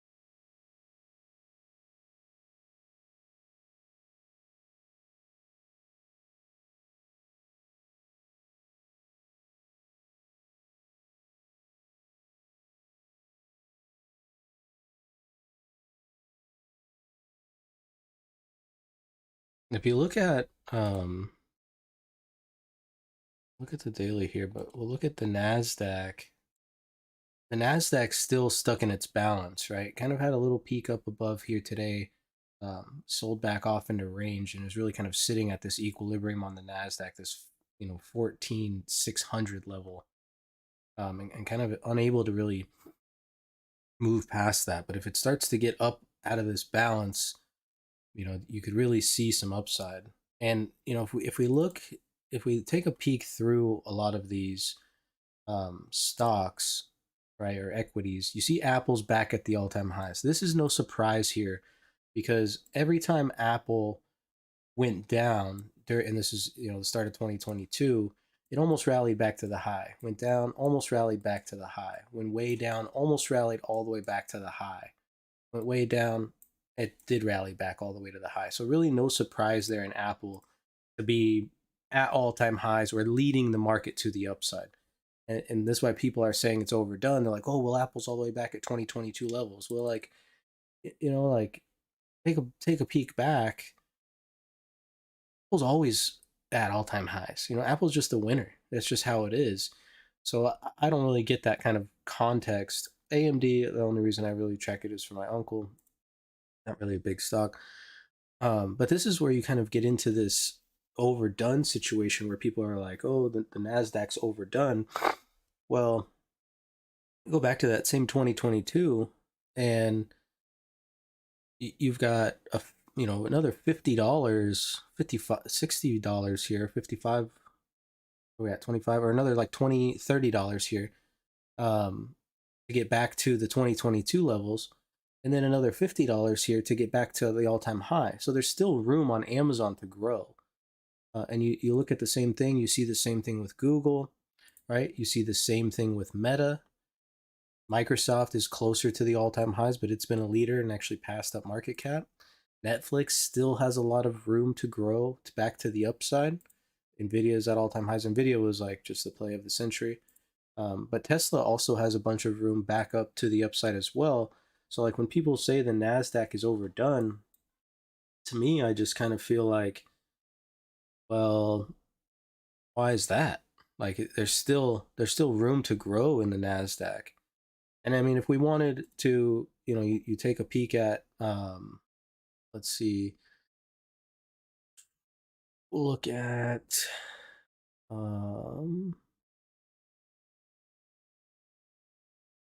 the way that the Nasdaq moves is scary. I'm like, whoa. Yeah, it's fast.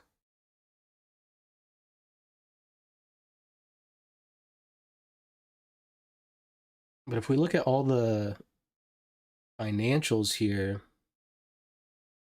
I mean, this is just, where's the market cap at? I took it off.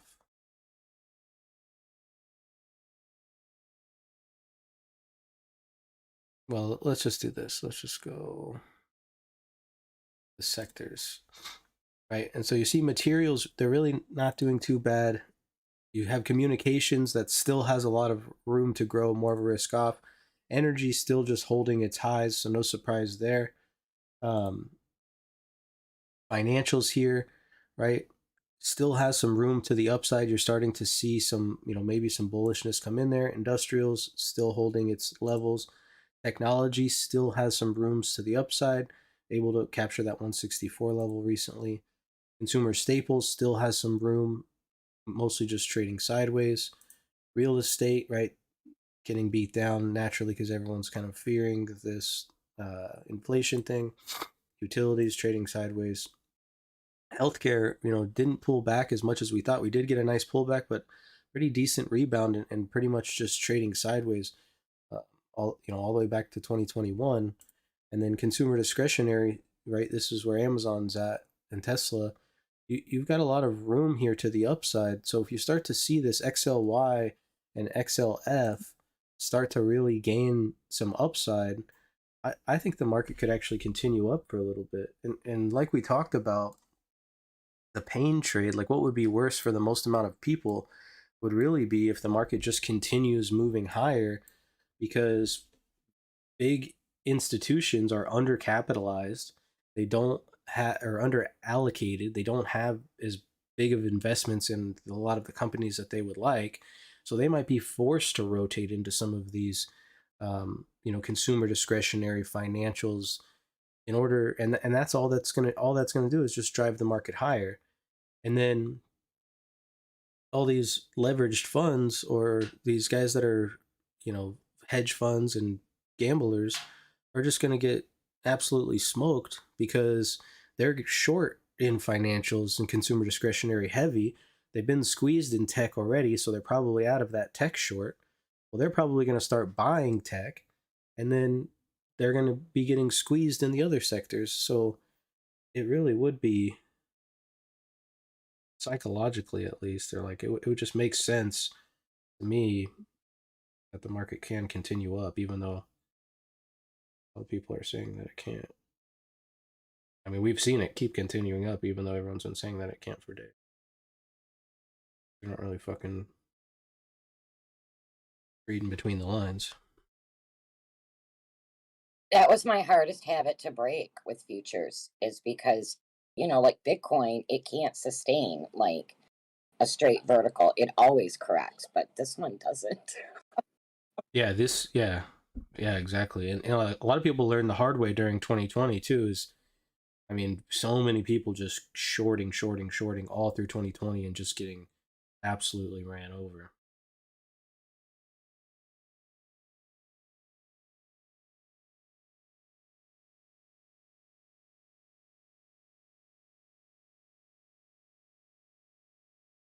This is much better. I like this.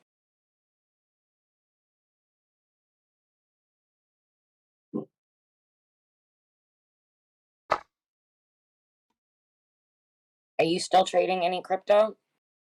No, I haven't been doing much crypto trading at all. I've traded a little crypto futures, like some ETH futures. Um, but after the last time when I was trying to get all my money off of Bybit, it was just like such a gigantic pain in the ass. Yeah.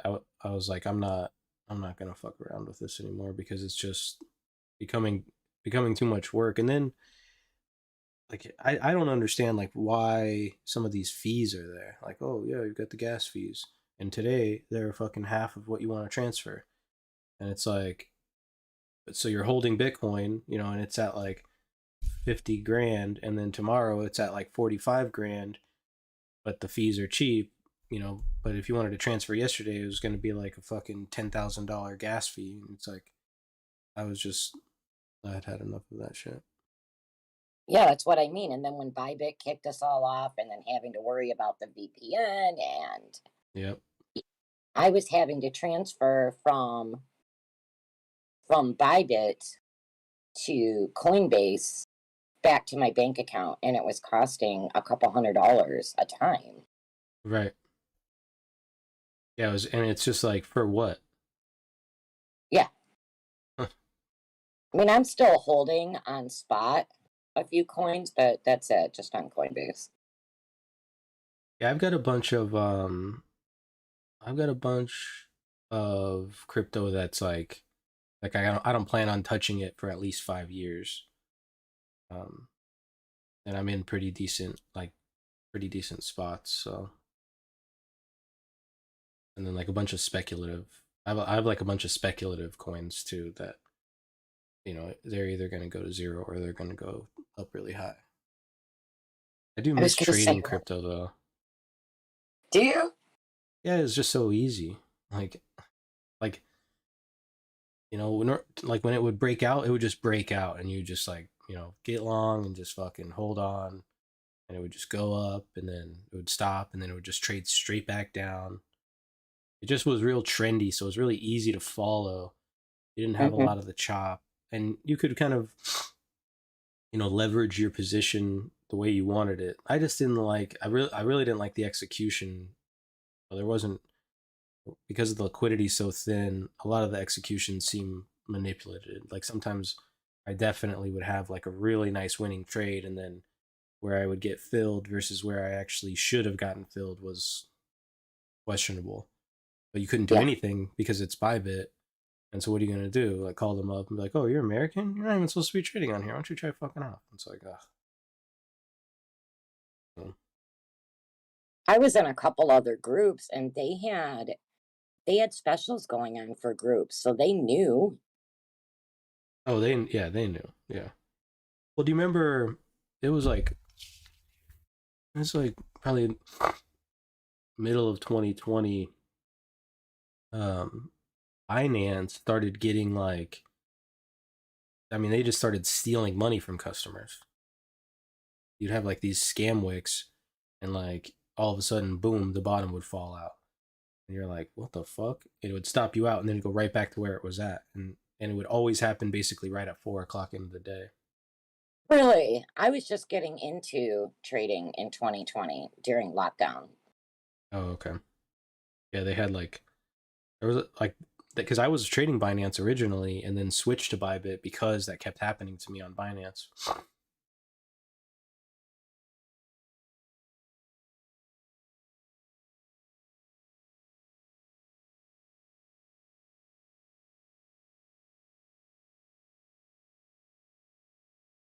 I still trade just a little bit on MEXC, but even so, if my tab's open too long and I go back to it, it'll say, "We see that you're out of our region," but I just refresh it and it's fine. I'm like, Hmm. I am just not doing this anymore.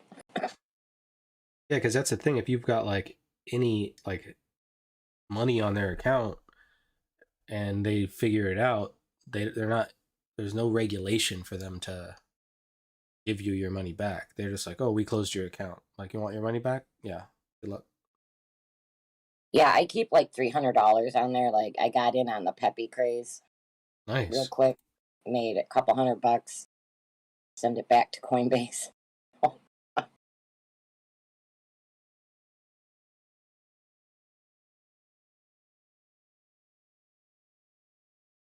And it did make my taxes like a gigantic pain in the ass during 2021. I have a friend who, like, he's just doing the stocks and he's taking it for 5 and 10 cents. He had like 500 pages. And we use the same accountant.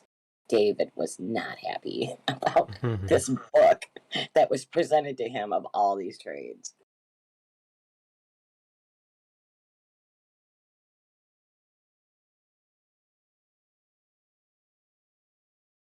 Yeah, see, our tax guy, like, he's been working with us for, I don't know, for a long time. So he he gets paid well, and I like, he's not happy. Like, I'm just like, you know what? It's your fucking job. So shush.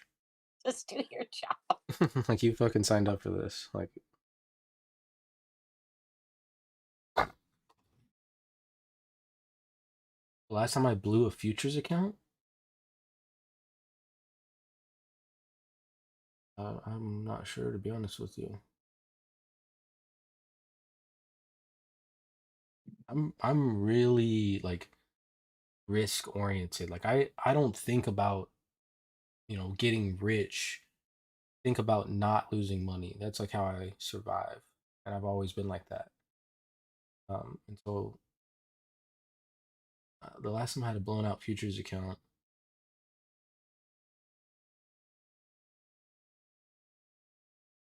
I'm not sure. I blew out an options account in 2020, but it was like a $5,000 options account, and I was gambling on it. So yeah, that happened. All right, I gotta go grab Curtis. I'll be back. Okay.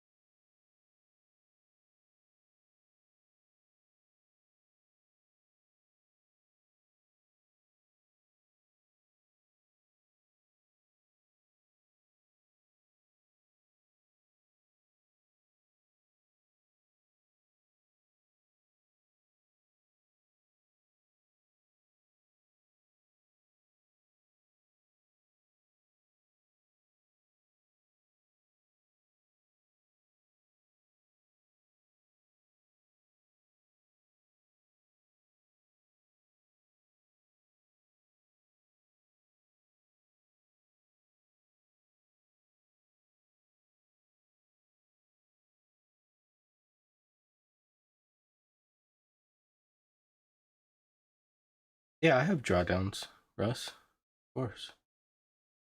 I don't have green days every day either.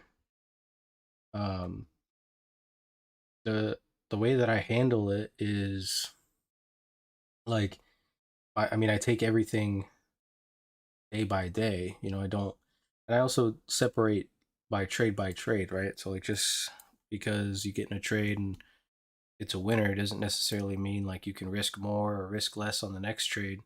And the same thing with a losing trade. Like just because you lose the first trade doesn't mean you have to win double on the next trade. You've got to be individually focused on all of the trades in order to maintain that success.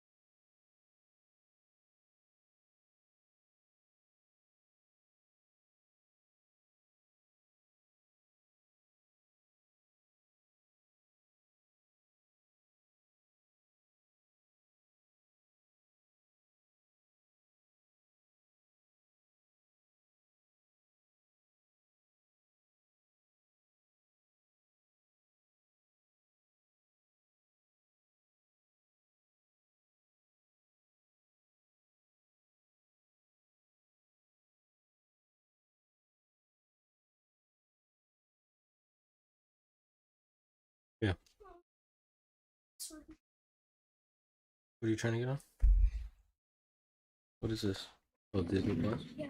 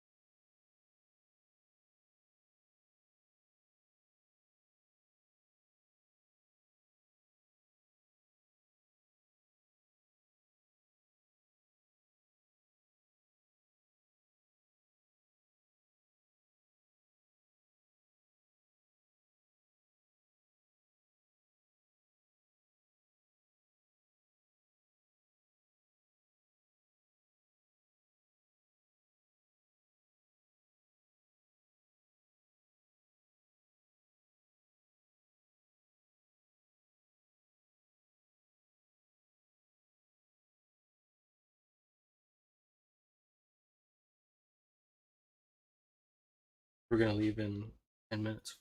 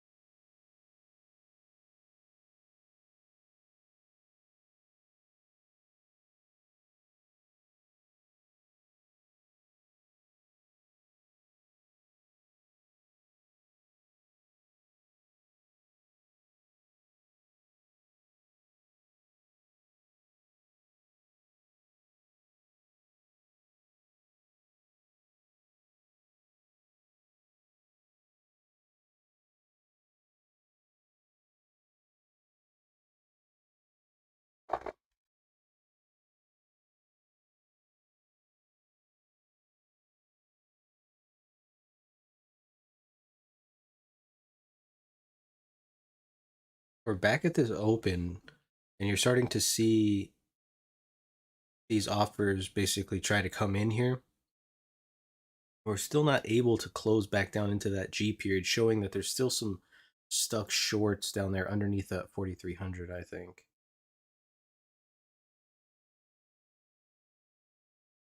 Interesting too, we're getting this volume really lightening up. What's the trade volume looking?